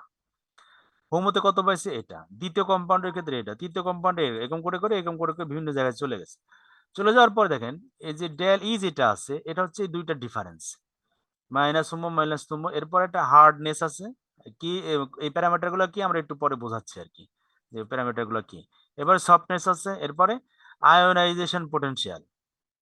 অনেকে জানেন যে একটা ইলেকট্রন অসীম দূরত্বে নিয়ে যাওয়ার জন্য যে পরিমাণ শক্তির প্রয়োজন হয় ওটাকে আয়োনাইজেশন এনার্জি বলা হয়। আর ওই কোন একটা অ্যাটমের মধ্যে, কোন একটা মলিকুলের মধ্যে চেঞ্জ করে, মানে দূরত্বে নিয়ে যাওয়ার আগ পর্যন্ত যে পটেনশিয়াল এনার্জিটা থাকে সেটা হচ্ছে আয়োনাইজেশন পোটেনশিয়াল। এরপরে ইলেকট্রন পোটেনশিয়াল, এরপরে কেমিক্যাল পোটেনশিয়াল, প্রত্যেকটা আলাদা আলাদাভাবে দেওয়া আছে এখানে। তো এই প্যারামিটার গুলো দ্বারা একটা কম্পাউন্ড রিঅ্যাক্টিভ হবে, সেটা কতটুকু হবে না হবে সেই জিনিসগুলো এখান থেকে আমরা বের করতে পারি। সাপোজ মনে করেন আমি এখন আপনি যে কম্পাউন্ড বা আমি যে কম্পাউন্ড দিয়েছি এখানে একটু চেঞ্জ আছে, মাইনাস মনে করেন 2.8, আমি এটা পাইলাম, এটা ক্লিক করার পরে দেখি এখানে কত আসে, 2.68 আছে, এখানে ক্লিক করার পরে 1.58, মানে এখানে একটা ক্যালকুলেশন করে দেওয়া আছে সফটওয়্যার, এই আমার এই যে কি বলে এক্সেল শিটের ভিতরে ফর্মুলা দেওয়া আছে, সেই ফর্মুলা অনুযায়ী অটোমেটিক্যালি এগুলো সব চেঞ্জ হয়ে যাবে এবং এই প্যারামিটার গুলো আমাদের লাগবে। এখানে মনে করেন আমি -4 পয়েন্ট সামথিং 4.5 দিয়ে দিলাম, দেওয়ার পরে সব প্যারামিটার গুলো চেঞ্জ হয়ে যাবে, সরি 0 দেওয়া 45 হয়ে গেছে। তো এই যে হোমো বা লোমো আমার মানে এই দুইটা আমি জানতে পারলেই বাকিগুলা কিন্তু অটোমেটিক্যালি আমরা ব্যবহার করতে পারবো। এখন এই জিনিসগুলো কি এটা সম্পর্কে আমরা একটু জানি আগে। তো এটার জন্য আপনারা যেটা ব্যবহার করতে পারেন সবচেয়ে রিলায়েবল একটা সোর্স, যেটা সেটা আমাদের পারপ্লেক্সিটি। এটা আপনাদের যাদের প্রো অ্যাকাউন্ট আছে অথবা গুগলের মতো একটা জিনিস, কিন্তু রিসার্চ বেসড যত তথ্যপত্রগুলো একটা সুন্দরভাবে অ্যাকুমুলেট করে দেওয়া থাকে। তা আমি ওই জায়গার মধ্যে এটা লিখে দিয়েছি হোমো লোমো হার্ডনেস সফটনেস এগুলো কি, জাস্ট আমি এই যে আর আচ্ছা আরেকবার দেখাই দিই আমি কিভাবে এটা দিব। অ্যানালাইসিস, হ্যাঁ ওটাকে আমি ওই টেবিলটাকে কপি করে আমি ডকে নিছি, ডকে নেওয়ার পরে আমি এই প্যারামিটার গুলো জানতে চাই যে হোয়াট ইজ দ্য এই প্যারামিটারের ভ্যালু গুলো সম্পর্কে শুধু প্যারামিটারটা আমি আগে জানি। তো সেটার জন্য আমি জাস্ট এখানে উপরে স্টার চিহ্ন আছে এখানে ক্লিক করার পরে নিউ চ্যাট শুরু হয়ে যাবে, পারপ্লেক্সিটি অ্যাকাউন্ট, এখানের মধ্যে আমি ক্লিক করে দিয়ে দিলাম। ও আমাকে কি করবে এখন বলেছে যে বলে দিচ্ছে হোমো এন্ড লোমো বলছে energy of the highest occupied molecular orbitals indicates the highest energy level occupied by electrons, মানে যে জায়গায় ইলেকট্রনের ডেনসিটি সবচেয়ে বেশি, অকুপাইশন মানে ইলেকট্রনের অকুপেশনটা সবচেয়ে বেশি ইন দ্য মলিকুলের ভিতরে। তো আমরা সেটা কোথায় পেয়েছি, এই যে দেখেন এখানে যদি যাই, যাওয়ার পরে সারফেস দিয়ে চুজ সারফেস দিয়ে মলিকুলার অরবিটাল দেই, এই যে দেখা যাচ্ছে যে এই যে লাল অংশ যেটা আছে এই জায়গায় ইলেকট্রনের অ্যাবান্ডেন্স সবচেয়ে বেশি। মানে এটাকে আমরা কি করছিলাম সারফেস থেকে ইলেকট্রন অরবিটাল থেকে আমরা লোমোটা বের করছি এবং হোমোটা বের করছি। যে লোমোটা, এই লোমো যদি দিয়ে দিই তাহলে লোমোর এটা এর ভ্যালু কত, এই ভ্যালুটা আছে সম্ভবত এখানে যেটা আছে এই যে এটা 1 পয়েন্ট সামথিং দেওয়া আছে, ওই ভ্যালুটাই আমরা এখানে বসাই দিছি আর কি। তো সে আমাকে বলছে যে এটা কি হবে, এটা কি ইন্ডিকেট করতেছে, ইট রিলেটস টু আয়নাইজেশন পোটেনশিয়াল। ওই যে আয়নাইজেশন পোটেনশিয়াল যেটা ছিল সেটার মধ্যে as it reflects the age of the electron removal. LUMO কি বলছে, energy of the lowest unoccupied molecular orbital, it interprets the lowest energy level for accepting electrons. আচ্ছা, যখন আমাদের ড্রাগ লাইকনেস প্রপার্টি আমরা দেখতে যাব, বিভিন্ন প্রকার রুলস আছে ওখানে। তো ওই রুলস এর ভিতরে ড্রাগ লাইকনেস প্রপার্টি নামে একটা প্রপার্টি আছে, সেখানে electron donating, electron accepting property আছে। ইলেকট্রন ডোনার কয়টা আছে, অ্যাকসেপ্ট কয়টা আছে, ওইটা অনুযায়ী তার ইলেকট্রনের অ্যাফিনিটি বাড়ে বা কমে। তো এখানে বলে দিচ্ছে সেই ইলুমোর যে ভ্যালুটা, এটা দ্বারা ইন্ডিকেট করছে কি, যে accepting electrons and correlates with the molecules electrons affinity, অর্থাৎ টোটাল মলিকুলের সাথে ইলেকট্রনের অ্যাফিনিটিটা কতটুকু আছে সেটার, মানে ইলেকট্রোনেগেটিভ, ইলেকট্রোমোলারিটি, নিউক্লিওফিলিক ইফেক্ট দিবে নাকি ইলেকট্রোফিলিক ইফেক্ট দিবে, সেটা আমরা এই লুমোর থেকে বের করতে পারি। দুইটার যে গ্যাপ সেটাকে বলা হয় ইলুমো, মানে প্রথমটা হচ্ছে যে ইলুমোটা, এরপরে হোমোটা পরে। তো এই দুটা যে গ্যাপ আছে সেই গ্যাপটা কি বলতেছে, দ্য গ্যাপ বিটুইন এটা। তাহলে এই ক্যালকুলেশনটা হচ্ছে যে সবটা আমরা দিয়ে রাখছি, সেটার ফিজিক্যাল যে ফর্ম সেটা হচ্ছে এটা, indicate the molecules chemical stability and reactivity. এই যে সবচেয়ে গুরুত্বপূর্ণ দুইটা পয়েন্ট, একটা কেমিক্যাল আমি বা একটা ড্রাগ তৈরি করলাম, সেটা কেমিক্যালি আনস্টেবল হয়, তা আমার বডির ভিতরে যায়, সে রিসেপ্টরে কোনো অ্যাকশনে দিচ্ছে না। আবার যদি সে রিঅ্যাক্টিভ না হয়, ইনঅ্যাক্টিভ হয়, তাহলে ওই ডিজাইন করে এবার আমার লাভ কি?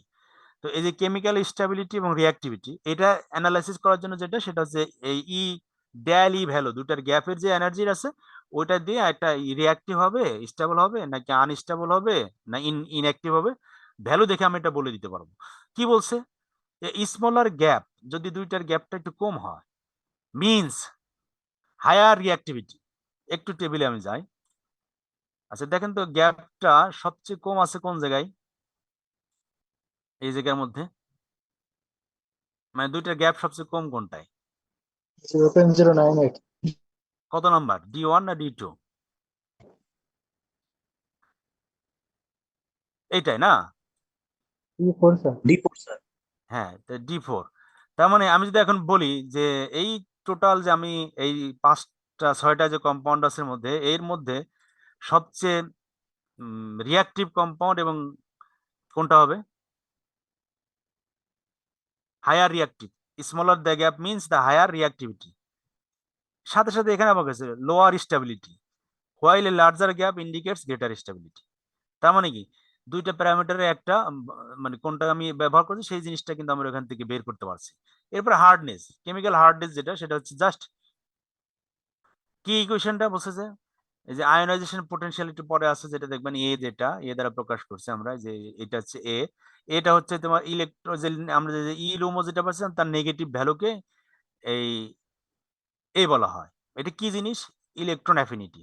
তো সেই সূত্র দিয়ে জাস্ট তার রিভার্স যেটা 1 - a/2 ভাগ করলে যেটা তৈরি হচ্ছে সেটার নাম হচ্ছে হার্ডনেস। তাই সে কি প্রকাশ করছে, hardness is measured of resistance to charge in electron distribution or chemical potential, অর্থাৎ ইলেকট্রন ডিস্ট্রিবিউশন এবং তার যে কেমিক্যাল পোটেনশিয়াল আছে সেই জিনিসগুলোর প্রতি কতটুকু রেজিস্ট্যান্স, সেটা এই হার্ডনেস দ্বারা প্রকাশ করা হয়। তো এটাকে বলা হয় আই দ্বারা। হ্যাঁ, তো বলছে হার্ডনেস মলিকুলের ক্ষেত্রে রেজিস্ট দ্য চার্জ ট্রান্সফার, অর্থাৎ চার্জ গুলো ট্রান্সফার হবে কি হবে না সেটা নির্ভর করতেছে এই এই ভ্যালুটার উপরে। সেটা কোনটা আমরা দেখেছিলাম, এই যে এটা হার্ডনেস।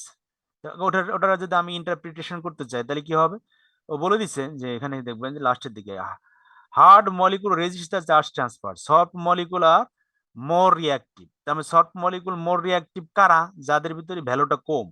দেখি তো আমি টেবিলে দেখি, এখানে ভিতরে 0.9, 0.6, 0.906, তাহলে হ্যাঁ 0.64, তার মানে এটাই, এই যে গ্যাপ যেটা কম ছিল 0.4, এর চেয়ে ছোট মনে হয় না এইটা। তাহলে আমি এই যে এই কম্পাউন্ড গুলোর মধ্যে যদি এখন অ্যানালাইজ করে বলতে চাই যে এই টেবিলটা দিয়ে আমি একটা পেপার লিখতে চাই, তো সে এই টেবিলের ডাটা ইন্টারপ্রিট করে সে আমাকে বলে দেবে কোন কম্পাউন্ডটা বেস্ট কোনটা বেস্ট নয়, এবং সেটা আমাকে অ্যানালাইসিস করে তখন যে লিখতে হবে, আমাকেই লিখতে হবে লাস্টে।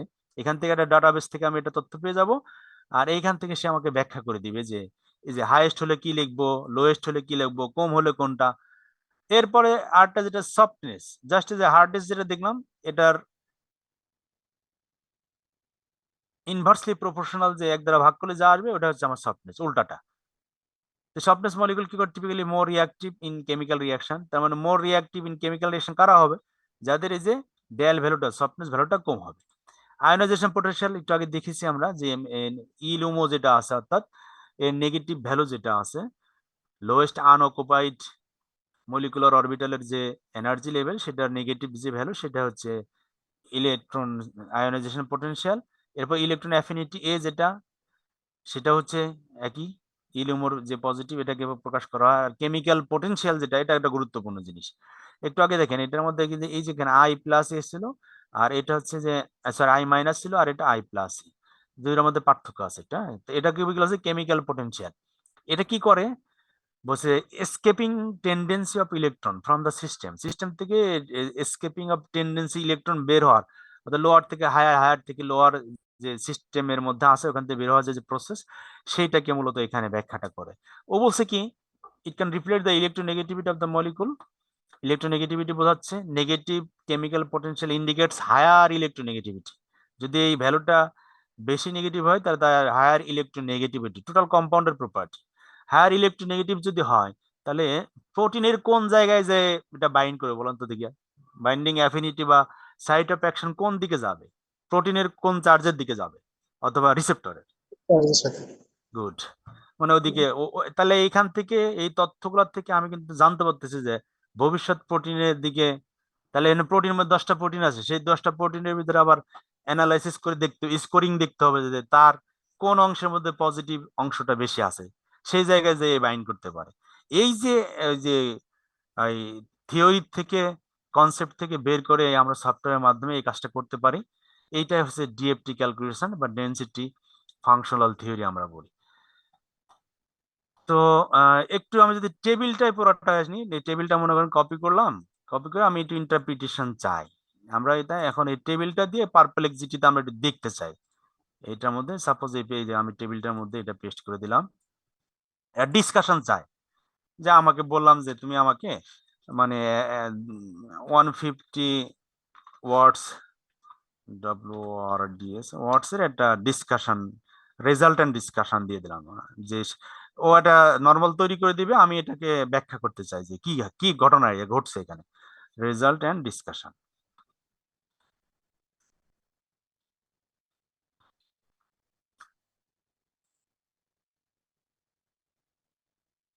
ও আমাকে এখন দিকে দিয়ে দিচ্ছে দ্য ফ্রন্টাল মলিকুলার অরবিটাল, যেটাকে বলা হয় FO দ্বারা প্রকাশ করা হয়, FMO, the frontal molecular orbital analysis of derivatives D. টেবিলে কি ছিল? ডি তো ছিল, ডি থেকে D5 মানে 6টা atom, reveal the distinct variation in the electronic reactivity, মানে ইলেকট্রন রিলেটেড রিঅ্যাক্টিভিটি। তো বলছে দ্য এনার্জি ডেল গ্যাপ যেটা আছে রেঞ্জড, যেটা কত থেকে কত, D4 এবং D2 কথা উল্লেখ করে দিচ্ছে, indicate D4 is the most reactive. অনেকগুলো আছে, তার মধ্যে দুইটা সবচেয়ে কাছাকাছি দুইটার কম্পারেট করে দিয়ে বলে দিছে কি এই দুইটার মধ্যে কোনটা বেশি রিঅ্যাক্টিভ, যে D4 is the more reactive chemically soft compound. D2 exhibits the higher stability, ওই যে ব্যাখ্যা করে দিচ্ছে higher stability. Hardness and softness value support the trends আছে, সেখানে কি করছে? সেখানের মধ্যে বলছে যে লোয়েস্ট হার্ডনেস আছে এই কম্পাউন্ড, কি বলছে? ইমপ্লাইং দ্য গ্রেটার ইলেকট্রন মোবিলিটি, তার মানে ইলেকট্রনের মুভমেন্ট এখানে বেশি। আয়োনাইজেশন পোটেনশিয়াল এবং ইলেকট্রন অ্যাফিনিটি, এই দুটার সিম্বল ব্যাখ্যা করছে। তারপরে হাইয়েস্ট বলছে, এই দুটার ক্ষেত্রে হাইয়েস্টের ভ্যালু বলছে D2 এবং D2 তে হাইয়েস্ট ভ্যালু আছে, আর D4 এ আছে লোয়েস্ট ভ্যালু। ওই যে আমরা আগে তথ্যপত্র দিলাম সেই অনুযায়ী সে সাজিয়ে দিয়েছে। Correlating electron donation and acceptance tendencies, electron donation এর অ্যাকসেপ্টেন্স টেন্ডেন্সি বেশি কম কার, সেটা ডেলি দিয়ে আমরা ব্যাখ্যা করতে পারছি। কেমিক্যাল পোটেনশিয়াল, এই ভ্যালুগুলা মডারেট ইলেকট্রন উইথড্রয়িং ক্যাপাসিটিস বোঝাচ্ছে এটা, এই যে কেমিক্যাল পোটেনশিয়ালের মাধ্যমে। তারপরে এটা একটা রেঞ্জ আমরা পেয়েছি সেই 0.2 থেকে 0.28 ইলেকট্রন ভোল্ট। ওভারঅল এই total analysis, overall D4 demonstrate superior reactivity and softness, suggesting a strong potential for molecular interaction with biological target. তার মানে কি, আমরা এই ডিএফটি থেকে টার্গেট সিলেকশনও কিন্তু করতে পারতেছি। আমি যে এই যে আমি যে কম্পাউন্ড কয়টা তৈরি করছি এখানে 5টা, হ্যাঁ 5টা কম্পাউন্ড তৈরি করলাম, D সহ 6টা। এর মধ্যে থেকে আমি কোনটাকে আসলে আমার টার্গেটের জন্য আমি যে যদি টার্গেট আমি ঠিক করে থাকি, কোনো ডিজিজ স্পেসিফিক টার্গেট প্রোটিন ঠিক করে থাকি, তাহলে সে আমাকে বলে দিচ্ছে যে এই জায়গার মধ্যে ওভারঅল অ্যানালাইসিসের ক্ষেত্রে D4 কে আমি সবচেয়ে বেস্ট হিসাবে টার্গেট হিসেবে আমি বায়োলজিক্যাল টার্গেট ব্যবহার করতে দেবো। হোয়ার অ্যাজ D2 ওয়াজ কম্পারেটিভলি লেস। এই যেহেতু এটা ভ্যালু ট্যালু দিয়ে ক্যালকুলেশন করছে, তাহলে এরকম যদি আমি 1000 কম্পাউন্ড অথবা 1,00,000 কম্পাউন্ডে স্ক্রিনিং করি, ভার্চুয়াল স্ক্রিনিং এর মাধ্যমে এটা একসাথে অনেক কম্পাউন্ড আমরা ডিএফটি ক্যালকুলেশন গুলো করতে পারি।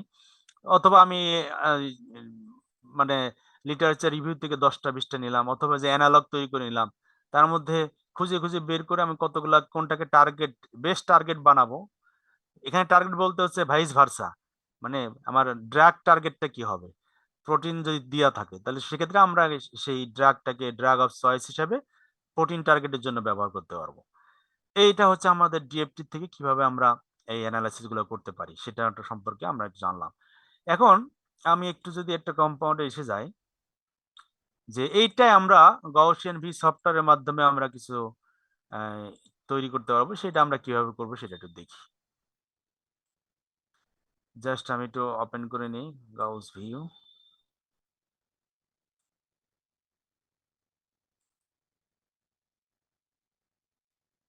আচ্ছা, গাউসিয়ান ভিউ যেটা আছে এটা আছে ওই যে ডিএফটি ক্যালকুলেশন, মূলত হচ্ছে এটাই অথেন্টিক্যাল একটা সফটওয়্যার, সবচেয়ে বেশি এটা ব্যবহার করা হয়।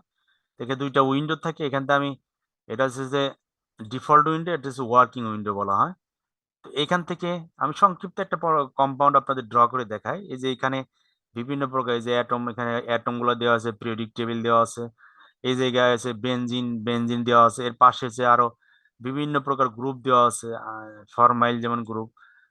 এই যে জায়গার মধ্যে এখানে আমি যদি অ্যারো দিয়ে চেঞ্জ করি, ইথাইল যেটা চেঞ্জ করবো সেটা চলে আসবে এখানে। এগুলো অ্যাড করা যায় পরে, এই যে এরকম করে করে সব অ্যাড করা যায়। এখানে বন্ড দেওয়া আছে যে আমি অ্যাটমের মধ্যে দুইটা অ্যাটমের মধ্যে বন্ড তৈরি করতে পারি, ডিটেলস তৈরি করে নিতে পারি, এগুলো দিয়ে বিভিন্ন প্যারামিটার গুলো এখানে দেওয়া থাকে।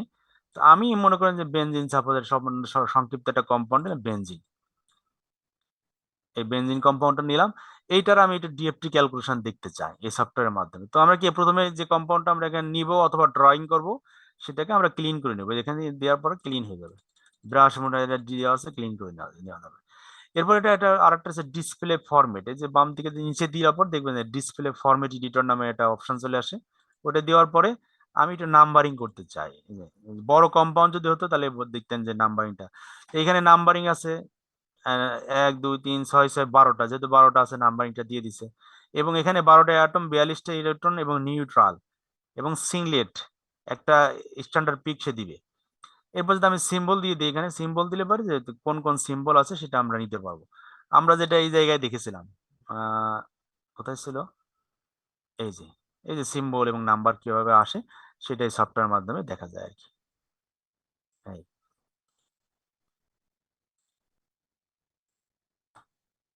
দেখা যাচ্ছে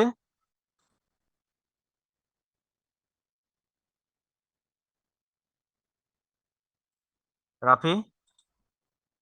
স্যার। আচ্ছা, তো এই জায়গার মধ্যে আমরা হচ্ছে এই সফটওয়্যার দ্বারা একটা ক্যালকুলেশন করতে চাই। তা ক্লিন করে নিলাম, নাম্বার টাম্বার দেখলাম, বসাইলাম, ডিসপ্লে ফরম্যাটে যাব, শো লেভেল দিয়ে শো সিম্বল দিলাম, ওকে। এখন যাব ক্যালকুলেশনে যাওয়ার পরে গসিয়ান ক্যালকুলেশন দেব। আচ্ছা, আমার বাসার যে কম্পিউটার এটা কনফিগার খুব দুর্বল, যার কারণে আমি জাস্ট প্রসেসটা দেখাই দিয়ে আপনাদের একটা উদাহরণ দেখাই দিব যে কিভাবে ডিএফটি গুলা বের করা, হোমোলোমো কিভাবে বের করা হয় সেটা আমরা দেখাবো আর কি।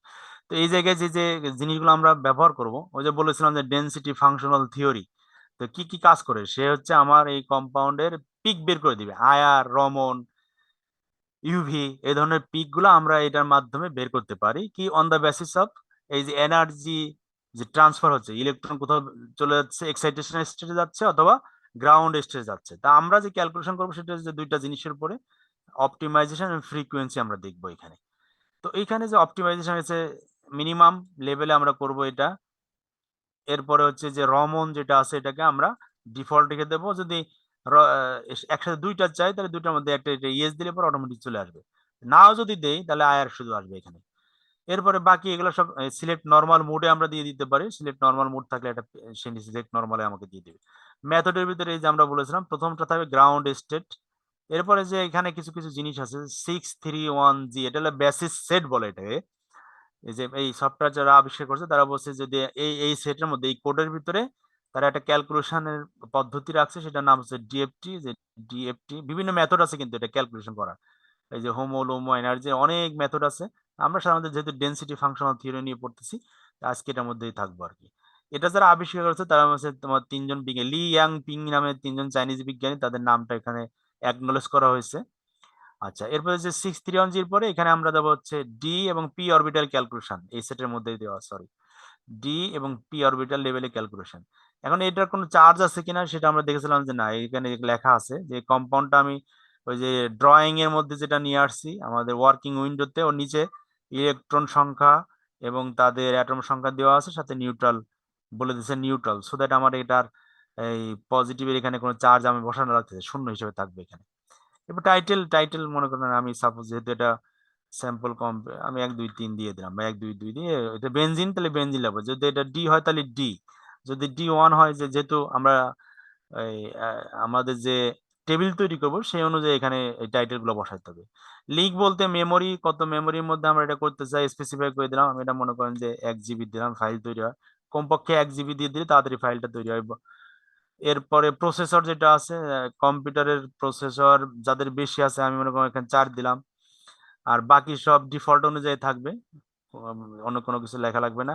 এই যে হোমো আর লুমো যেটা আমরা বলছিলাম যে অরবিটাল ক্যালকুলেশন, যেটা এই যে ইলেকট্রনিক প্রপার্টি, এতক্ষণ আমরা দেখছিলাম কেম 3D থেকে, এখন আমরা গসিয়ান থেকে এটা দেখবো আর কি। হ্যাঁ, বাকি সব ঠিক থাকবে। থাকার পরে এখানে একটা কোড দিব আমি, এটা স্মল লেটার দিয়ে জিএফ ইনপুট, গসিয়ান ইনপুট, যে সংক্ষিপ্ত রূপ জিএফ ইনপুট, পিইউটি পুট, স্পেস দেবো একটা পিওপি, পপ সমান সমান দিয়ে একটা ফুল দেবো এপিউ ডবল এল।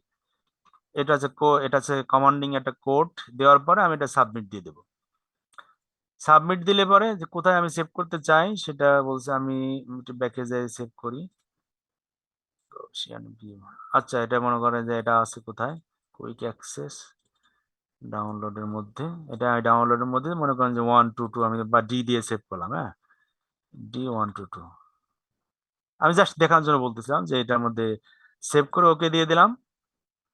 প্রসেসিং শুরু হয়েছে, মানে এটা ক্যালকুলেশন শুরু হয়েছে। ক্যালকুলেশন শেষে সে আমাকে ক্যালকুলেশন কমপ্লিটেড লিখে দিবে, যেতে সময় লাগবে, এই জন্য আমি ওটা আগাচ্ছি না। আমি এটা এক্সাম্পল করা হয়েছে যেটা, সেটা আমি দেখাই দিচ্ছি তোমার। তো ক্যালকুলেশন কমপ্লিটেড যখন হয়ে যাবে, তো ওইটাকে আমি ওপেন করবো। যেমন একটা ক্যালকুলেশন আমরা কমপ্লিট করে রেখেছি আমি এই জায়গায়, কেটে দিয়ে দেখি আমি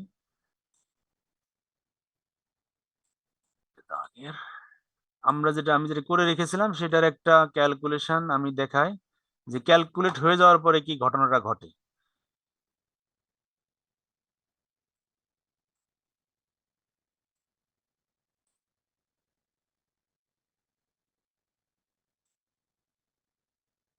হ্যাঁ, একসাথে সবগুলো দেখাচ্ছি তাই দেখতে সুবিধা হবে।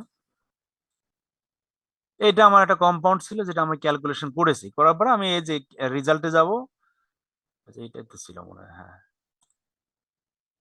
রাইট। এটা ক্যালকুলেশন করতে কিরকম সময় লাগে?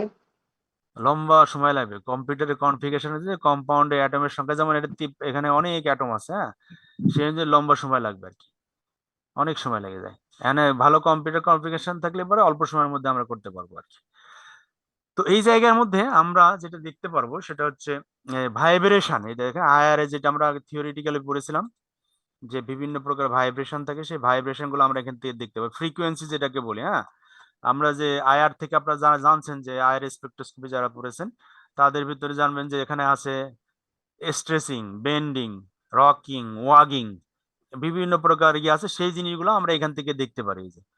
এই যে ভাইব্রেশন ফ্রিকোয়েন্সি, কোনটা স্ট্রেসিং, কোনটা বেন্ডিং, কোনটা রকিং, কোনটা হলে, এই জিনিসগুলো অ্যানিমেশন আকারে আমি সেভও করে নিতে পারবো।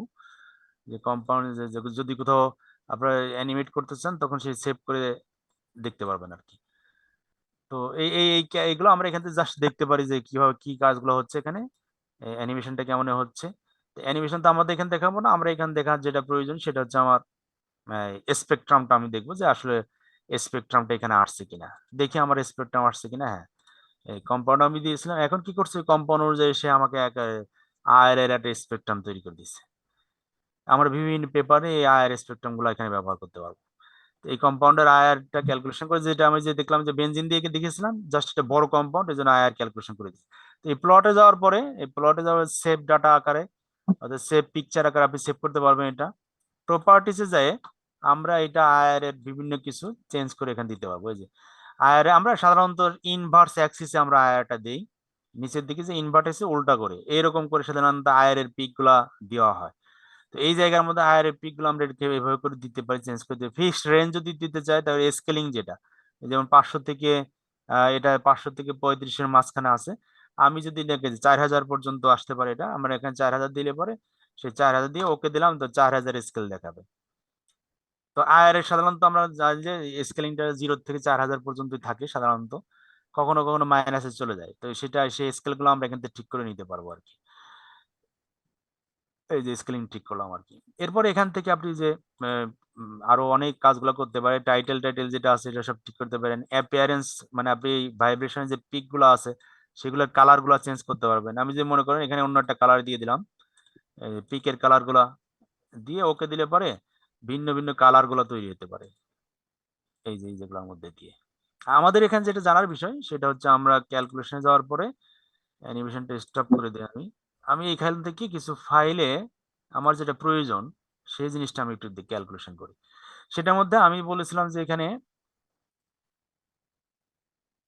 রেজাল্টে, আচ্ছা এই কম্পাউন্ড এটা ছিল না, অন্যটার মধ্যে চলে গেছে।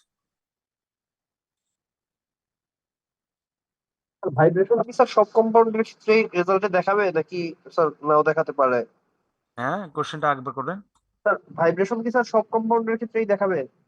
হ্যাঁ, কম্পাউন্ড ডিজাইন যদি ঠিক থাকে তাহলে সব কম্পাউন্ডে দেখাবে, সবগুলোতে দেখাবে। যত আপনি যে কোনো দিলে পরে দেখাবে, কম্পাউন্ড থাকলেই দেখাবে। কোনটার থেকে নিয়েছিলাম, আচ্ছা এইখানে এই যে হোমো, এই যে আমি যে কম্পাউন্ডটা নিয়েছি অ্যানালাইসিস করার জন্য যেটা নিয়েছিলাম সেটা হচ্ছে হোমো। এইটা ছিল ফ্রন্টাল, এই যে লাল এবং সবুজ যেটা দেওয়া আছে এই জায়গার মধ্যে ক্লিক করলে পরে তখন আমার মধ্যে এই যে নতুন একটা এরকম একটা ইসে আসবে, ডিসপ্লে ফরম্যাটের মধ্যে এরকম আসবে। এই যে এই জায়গায় এই কম্পাউন্ডটা অ্যানালাইসিস করার পরে আমার এটা আসবে। আসার পরে আমরা যেটা করব এখানে সেটা হচ্ছে যে এই বাম পাশে যেটা আছে এই যে এখানে ভিতরে একটা লিংক আসবে, লিংকটা আমরা লোড দিব, লোড।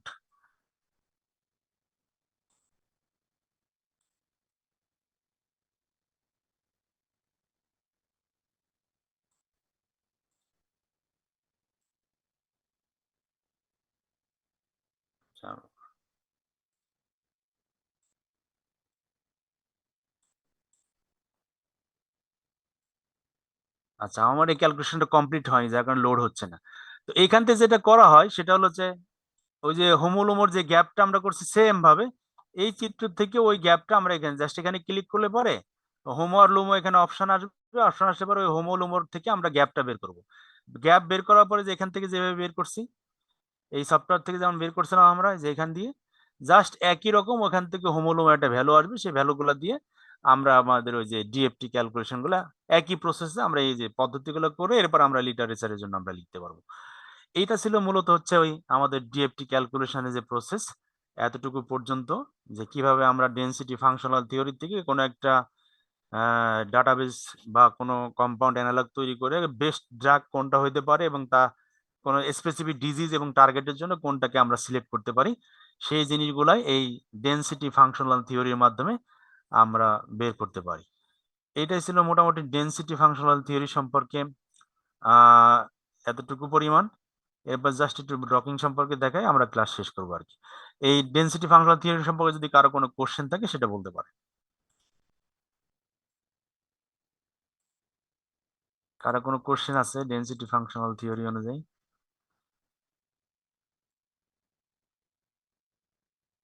কেউ কোনো কোশ্চেন করবেন ডেনসিটি ফাংশনাল থিওরি এবং মলিকুলার লেভেলে যে ক্যালকুলেশনগুলো আমরা দেখলাম অ্যানালাইসিসের ক্ষেত্রে?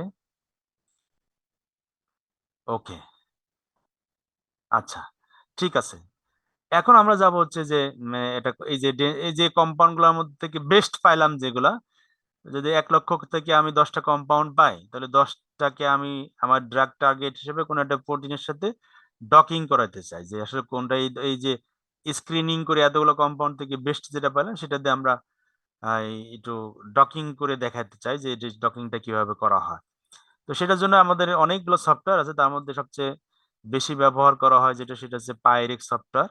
তার আগে যেটা করা হয়, এটা প্রোটিন, যে কোনো একটা কম্পাউন্ডের প্রোটিন অ্যানালাইসিস করতে হয়। সেই প্রোটিন অ্যানালাইসিসের জন্য অনেকগুলো প্যারামিটার আছে। রোগ এবং প্রোটিন কোনটা কোথায় এক্সপ্রেস হচ্ছে ওই প্রোটিনগুলোকে টার্গেট করা হয়। যেমন একটা পোর্টাল আমি যদি দেই, সাপোজ ক্যান্সারের ক্ষেত্রে আমি একটা কাজ করছি এখন রিসেন্টলি, সেটা হচ্ছে একটা প্রোটিনকে আমি টার্গেট করছি সিডিকে 1 নামে একটা প্রোটিন টার্গেট করেছি আমি। তো সিডিকে 1 আসলে কি, তার এক্সপ্রেশনটা কি, যে ডিজিজের ক্ষেত্রে কোন ধরনের এক্সপ্রেশন হবে এবং কোনটাকে আমি টার্গেট বানাবো, কোন ডিজিজটাকে টার্গেট বানাবো। তো সেক্ষেত্রে আমি কি করি, এটা অ্যানালাইসিস দিলে পরে, তো এই যে জিটি পোর্টাল যেটা আছে, পোর্টাল থেকে সে আমাকে বাল্ক টিস্যু এক্সপ্রেশন দিয়ে দেবে, যে কোন টিস্যুতে এক্সপ্রেশন সবচেয়ে বেশি হচ্ছে। এই যে এক্সপ্রেশনের জন্য একটা ভ্যালু দিয়ে দিচ্ছে এখানে দেখেন, যে তাহলে আমি সেই সেটাকে সেটা অনুযায়ী আমি টার্গেট বানাবো। এখানে মেল ফিমেল যদি দেই তাহলে মেল ফিমেলের চিত্রটা আসবে। এরপর যদি লগ দিয়ে দেয় আমি, তাহলে লগ অনুযায়ী যে ক্যালকুলেশন গুলো আছে সেটা দিয়ে দেবে। এই যে এখানে যদি আমি টিস্যু দিয়ে দিই, টিস্যু অনুযায়ী আসবে। এখানে অ্যারো দিলে পরে লগারিদম ভিন্ন ভিন্ন জায়গায় চেঞ্জ হয়ে যাবে। আউটার যে ডট ডট যদি রাখতে চাই তাহলে থাকবে, না রাখলে পরে অন করে দিলে অন হয়ে যাবে। আমরা মনে করেন যে এখানে আমি নর্মালি মেল ফিমেল না দিলে আমরা বললাম যে আমাদের এখানে হ্যাঁ লগ অনুযায়ী সবচেয়ে বেশি এক্সপ্রেসড হয়েছে এই যে সেল, এই যে সবচেয়ে বেশি পরিমাণে যে log 10, এটা হচ্ছে টিপিএম, মানে হচ্ছে ট্রান্সক্রিপ্টস পার মিলিয়ন +1, মানে প্রতি মিলিয়ন সেলের ভিতরে কি পরিমাণে ওই এক্সপ্রেশনটা, যদি এটা ডিজিজ হয় তো সেই ডিজিজ, সাপোজ মানে ক্যান্সার, সিটিকে সাধারণত ক্যান্সারের প্রোটিন হিসেবে ব্যবহার হচ্ছে বেশিরভাগই। তো কোন সেলের মধ্যে সবচেয়ে বেশি সে এক্সপ্রেস হয়েছে, তাহলে এটা ভ্যালু যত বেশি হবে তো সেই সেল হচ্ছে আমার টার্গেট। তাহলে এটা সবচেয়ে বেশি এটা এক্সপ্রেসড হয়েছে এটার মধ্যে, তাহলে সেটা সেলটার নাম কি, সেল হচ্ছে বলছে যে এইটা হচ্ছে আমাদের সেলের নাম। তাহলে এই সেলকে আমি টার্গেট বানাবো যে ইবিএম ট্রান্সফর্মড লিম্ফোসাইট। এই সেলের ভিতরে ক্যান্সারের কি পরিমাণে ক্যান্সারটা এক্সপ্রেশন হয় এবং সেই প্রোটিন টার্গেটটা কি, সিডিকে 1। এখন যদি সিঙ্গেল সেল এক্সপ্রেশন দেখতে চাই, যে প্রত্যেক সিঙ্গেল সেলের কিভাবে এক্সপ্রেস হচ্ছে, সেই সিঙ্গেল সেল এক্সপ্রেশন, একজন এক্সপ্রেশন, আপনারা যে আমরা এই যে ফাইলোজেনেটিক ট্রি যেটা, সে অনুযায়ী এক্সপ্রেশনটা কোথায় কেমন হচ্ছে, তার সবচেয়ে বেশি উপরে যে দেখাচ্ছে সেটা যে আমরা যেটা দেখলাম একটু আগে, সেই ফাইলোজেনেটিক ট্রি অনুযায়ী এখানে আমাদের চিত্রগুলো পেয়ে যাচ্ছি। সিঙ্গেল টিস্যুতে কিভাবে হবে, সিঙ্গেল টিস্যু বলতে মানে ক্রোমোজোমের ভিতরে সিঙ্গেল টিস্যু আছে, সেই টিস্যুতে তার এক্সপ্রেশন কেমন হবে, সেটা যে ভ্যারিয়েন্ট হয়ে যায়। তো ভ্যারিয়েন্ট অনুযায়ী সবচেয়ে বেশি নেগেটিভ স্কোর যেগুলো থাকে এই যে বাম পাশের দিকে, এটা অনুযায়ী আমরা ওটাকে কালেক্ট করি। তো ওইটা আবার চিত্র দিয়ে দেয় এখানে, যে জাস্ট একটা একটা করে ক্লিক করলে সব চিত্রগুলো এখানে আমরা পেয়ে যাবো ওই টার্গেট সিলেকশনের ক্ষেত্রে। এই যে টার্গেট সিলেকশন মধ্যে আমার চিত্রগুলো কিন্তু চলে আসতেছে, প্রথম চিত্র দ্বিতীয় চিত্র এগুলো চলে আসছে। তো এখান থেকে আমরা প্রোটিন টার্গেট সাধারণত বের করি। আর ড্রাগ যেটা, সেটা আমরা নিচ্ছি যে পাবকেন থেকে। তো ড্রাগ আমার ডাউনলোড করা আছে। আমি এখন যেটা করবো যে প্রোটিন টার্গেটে মানে সিডিকে 1 এই প্রোটিনটাই আমি নিয়ে কাজ করতে চাই মনে করেন। এখন সেটা আমি কি করবো, যে আরসিপিডিবি থেকে আমি সিডিকে 1 প্রোটিনটাকে ডাউনলোড করে নিব। এই জায়গায় যায় সিডিকে 1, মানে আপনার যেটা আছে আপনি সেটা করে নেবেন। দেওয়ার পরে এখানে হোমো সাপিয়েন্সে দিবেন। তো অনেক পরিমাণে কম্পাউন্ড এখানে ওরা বের করে রাখে। তো সেই কম্পাউন্ড থেকে আমরা যেটা করি সেটা হচ্ছে রেজুলেশন থেকে এবং বিভিন্ন ভাবে, এই যে এখান থেকে অ্যাংস্ট্রম ভ্যালু অনুযায়ী 1.5 2.5 তে 2.5 পর্যন্ত, তারপর রিসেন্ট দিয়ে তারপরে এগুলো দিয়ে আমরা এন্টার দিলে পরে শর্টিং হয়ে যায়। আগে ছিল 1000-এর মতো, এখন মনে করেন যে মাত্র 8টা এখানে আমাকে শো করবে। তা আমি মনে করেন যে আমার এইটা হচ্ছে আমার প্রোটিন টার্গেট, সিডিকে 1 এর পিডিবি আইডি বলে এটাকে, হ্যাঁ। সিডিকে 1 কমপ্লেক্স উইথ একটা ড্রাগ এখানে আছে। এই ড্রাগের সাথে কমপ্লেক্স করে অলরেডি এটা ওনারা পাবলিকেশন করেছেন, এখানে পাবলিশড হয়েছে এবং সে পাবলিকেশন টিওআই নাম্বার হচ্ছে এটা, এই রিলেটেড যেটা আছে। তো আমি এই প্রোটিনটাকে পিডিবি ফরম্যাটে লিগেসি পিডিবি অথবা সরাসরি পিডিবি আকারে আমি এই ডাউনলোড করে দেব। ডাউনলোড করার পরে এটাকে মিনিমাইজ করা হয়,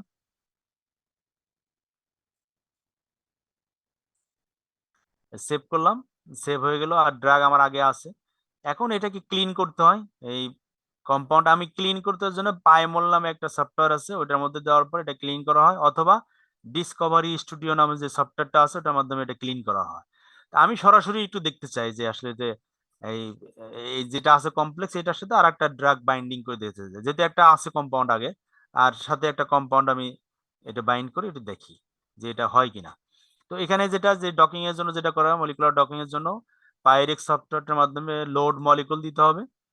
লোড মলিকুলের যেহেতু দুইটা এখানে আমাদের আছে, একটা প্রোটিন ডাউনলোড করছি আমরা, তো সেই প্রোটিনে অল ফরম্যাটে আমি দিয়ে দেবো, অল ফাইলসে দিলে পরে যেহেতু ডাউনলোডে আমি এটা গিয়েছিলাম, এই ডাউনলোড ফোল্ডারের ভিতরে যাব,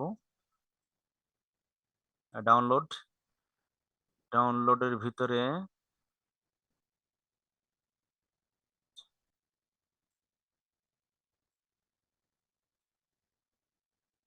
ডেট মডিফাইড দিয়ে দিই শর্ট নিয়ে, বাই ডেট মডিফাইড। এই যে আমার প্রোটিন যেটা আমি ডাউনলোড করলাম, এর মধ্যে একটা ড্রাগ আছে, যাওয়ার পরে আমরা এই এনভায়রনমেন্টের মধ্যে ডান পাশে যে এখানে জাস্ট ডান পাশে ক্লিক করে আমি এখানে দিয়ে দেবো হচ্ছে অটো ডক। এখানে অটো ডক, এই যে ডকিং যে করার জন্য যে এনভায়রনমেন্ট এ অটোমেটিক্যালি লগারিদম গুলো সেট করবে। তো প্রোটিনকে এসে কি করে ম্যাক্রোমলিকুল আকারে নিয়ে নেবে, ম্যাক্রোমলিকুল। তো এটা দেওয়ার পরে সে প্রোটিনটা ম্যাক্রোমলিকুল হয়ে গেছে, একটা কম্পাউন্ডের সাথে আছে। আর একটা আমি দিব কি, সে ইম্পোর্ট দিলাম, ইম্পোর্ট দিয়ে কেমিক্যাল এইচডিএফ একটা ডাউনলোড করছি আমি। এটা রেখেছিলাম যে ফাইটল নামে যেটা, সেটা ডাউনলোডের মধ্যে আছে, সিডিএফ নামে যে ফাইলের মধ্যে আছে, এটা আমি ওপেন করে দিলাম। তাহলে একটা কম্পাউন্ড আমি দিলাম, এরকম আর একটা কম্পাউন্ড যদি এখানে আছে আগের থেকে দুইটার, তাহলে ডাটাবেস তৈরি হবে। তো এটা দেওয়ার পরে আমরা যেটা করব, এই এনভায়রনমেন্টের মধ্যে এটা এনার্জিটাকে মিনিমাইজ করব, মিনিমাইজ দিয়ে সিলেক্টেড দেবো। যদি একাধিক থাকতো আমরা অল দিতাম, একটা দিছি এই জন্য মিনিমাইজ সিলেক্টেড দিলাম। দেওয়ার পরে কোন মেথডে, এটা হচ্ছে universal force field method, molecular mechanics FF force field 94। মানে আমি যে মেথডে করব, যা আমরা সাধারণত সাধারণত ইউএফএফ, ইউনিভার্সাল ফোর্স ফিল্ড মেথড এটা করা হয়। দেওয়ার পরে আমি ওকে দিয়ে দিলাম। এইখানে এনার্জিটা আমাকে লিখে রাখতে হবে, এই যে এই এনার্জিটা আমার পেপারে দেওয়া লাগবে। এরপরে এটাকে আমি ডকিং এর জন্য এটা কনভার্ট করে লিগ্যান্ড, যেহেতু এটা লিগ্যান্ড, এটাকে কনভার্ট করে দেবো। কনভার্ট করলে পরে সে যে প্রোটিনের সাথে বাইন্ড করার জন্য এখন রেডি হবে। এখন যে প্রোটিন ছিল আমার 6, এটা আগের যেহেতু ওটা একটা কিউটি ফর্ম আছে, আর কম্পাউন্ডের হচ্ছে যে আমি যে মাত্র যেটা করলাম, আগের যেগুলো আছে সেগুলো রয়ে গেছে, কিন্তু মাত্র যেটা করছি আমরা সেটা হচ্ছে এটা প্রথম যেটা আছে এটার সাথে, এটা এখানে আইডি লেখা থাকে, দেখবেন যে 35 লাস্টে সম্ভবত আছে এটা, 435, 435। তার মানে এটা হচ্ছে আমার রিসেন্টলি আমি এটা করছি। তো এটার সাথে এবার কন্ট্রোল চেপে ধরে এই দুইটার মধ্যে আমি এই যে এটা ক্লিক করার পরে এইটা ক্লিক করব, জাস্ট ক্লিক করার পরে আমি নিচের দিকে যাব,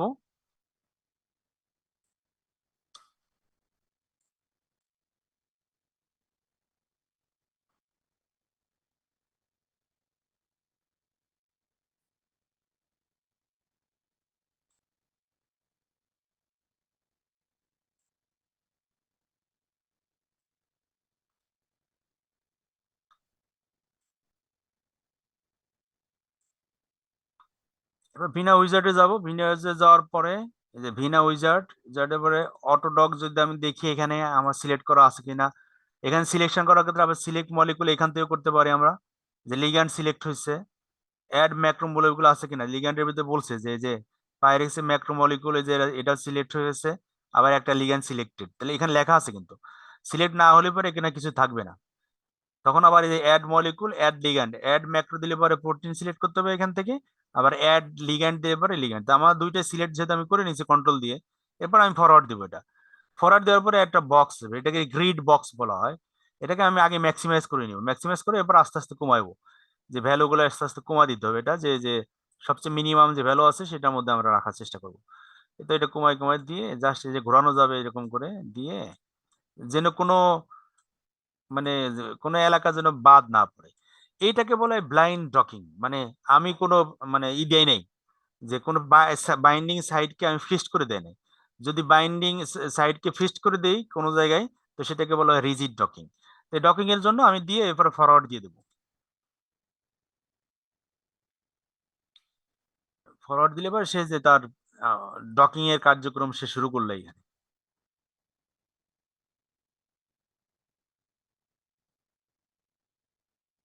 ডকিং শেষ, আমরা একটু উপরে দেখি লেভেলটাই, ও আমার কি করছে বলছে 9টা কনফার্মার তৈরি করে দিচ্ছে। এই যে প্রোটিন ছিল, প্রোটিনের বিভিন্ন জায়গায় বাইন্ড করে করে ঘুরে ঘুরে সে দেখছে কোন দিকে বাইন্ডিং করলে সবচেয়ে বেস্ট বাইন্ডিং পাওয়া যায় এবং সবচেয়ে অল্প এনার্জি খরচ করে অনেক দ্রুত যায় বাইন্ড করতে পারে।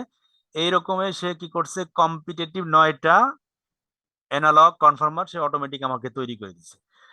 1 থেকে 8 পর্যন্ত, মানে 0 থেকে 8 পর্যন্ত।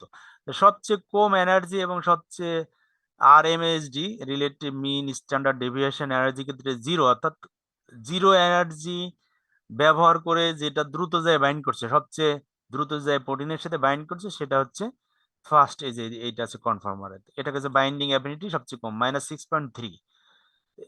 এইটা হচ্ছে তাহলে এই এই যে 9টা মডেল, এই মডেলের ভিতর থেকে আমি তাহলে সবচেয়ে বেস্ট হিসাবে যেটা পাবো সেটা হচ্ছে আমার এই কম্পাউন্ডটাই। এই যে এটাকে আমি কি করব, এই যে আপনি যদি চান সিবিএস আকারে এখানে ডাউনলোড করে রাখতে পারেন আপনার ফাইল অনুযায়ী। বাইন্ডিং অ্যাফিনিটি যেটা আছে সেটা এটা 1 2 3 আকার, সরি, কোন একটা ফোল্ডারের ভিতরে আপনি এটা ডাউনলোডে নিলাম আমি দিয়ে ওখানে এক্সেল আকারে শিট করে রাখলাম। এখন যেটা করতে হবে সেটা হলো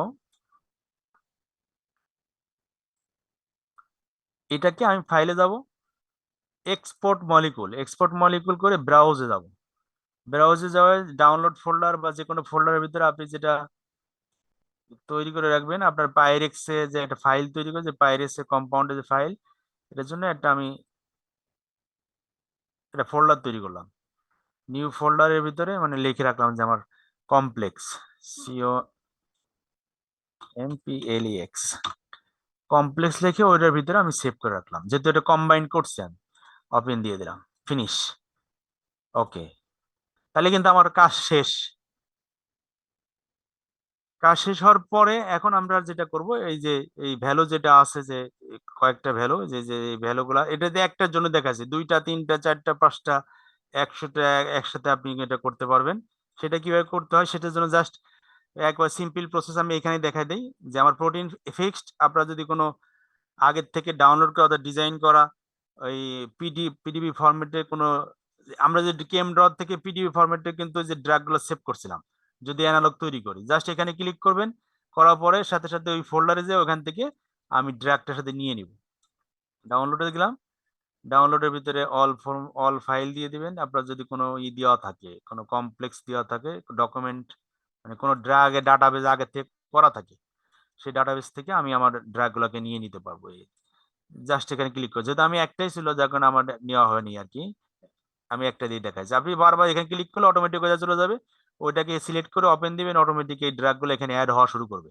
এই যে এখানে বাম পাশে এখানে ক্লিক করলে, তো এরকম হাজার হাজার থাকলে একসাথে 1000 1500 2000 5000 এরকম আমি একসাথে রান করতে পারবেন। কিন্তু আপনার কম্পিউটার কনফিগারেশন যদি দুর্বল হয়, ভুলেও 100-এর উপর রান দেওয়ার চেষ্টা করবেন না, তাহলে কম্পিউটারটা শেষ হয়ে যাবে আর কি। তো এই বাইন্ডিং অ্যাফিনিটি দিয়ে আমার রিসেপ্টরের সাথে, এখানে একটা রিসেপ্টরের কথা বলছি, ক্যাড আমার, এই যে আমাদের রিসেপ্টর ছিল পিডিবি আইডি, এটা আমার আমি যেটা বলেছিলাম সেটা CDK1, তার পিডিবি আইডি এটা, এটার সাথে আমি যে ফাইটোল নামে একটা কম্পাউন্ড দিছে যার আইডিয়া, তো তার মধ্যে আমি একটা ডকিং করেছি, ব্লাইন্ড ডকিং। সেই ব্লাইন্ড ডকিং এর মধ্যে এই স্কোর আমাকে দিয়েছে। এই স্কোরের মধ্যে সবচেয়ে লোয়েস্ট যে বাইন্ডিং এনার্জি, এটা হচ্ছে আমার বেস্ট টার্গেট, মানে প্রোটিনের যে বেস্ট টার্গেট সেটা হচ্ছে এটা। তো এই জিনিসগুলো হচ্ছে আমরা ডিসকভারি স্টুডিওতে পরে ভিজুয়ালাইজেশন করে আমাদের পেপারের জন্য আমরা এটা ব্যবহার করতে পারবো। দেখি আমি ডাউনলোডের মধ্যে দিয়ে করেছিলাম, পাইরেক্স ফোল্ডারের ভিতরে এটা ছিল ডাউনলোড।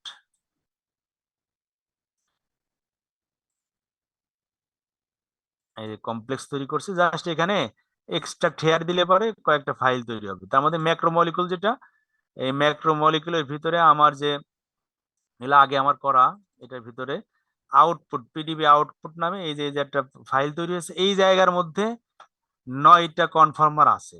দেখার জন্য আমি যদি দেখি একটু, সেই জন্য আমার ডিসকভারি স্টুডিওতে যাইতে হবে। এই পাইরের শেষ কাজ শেষ আমার।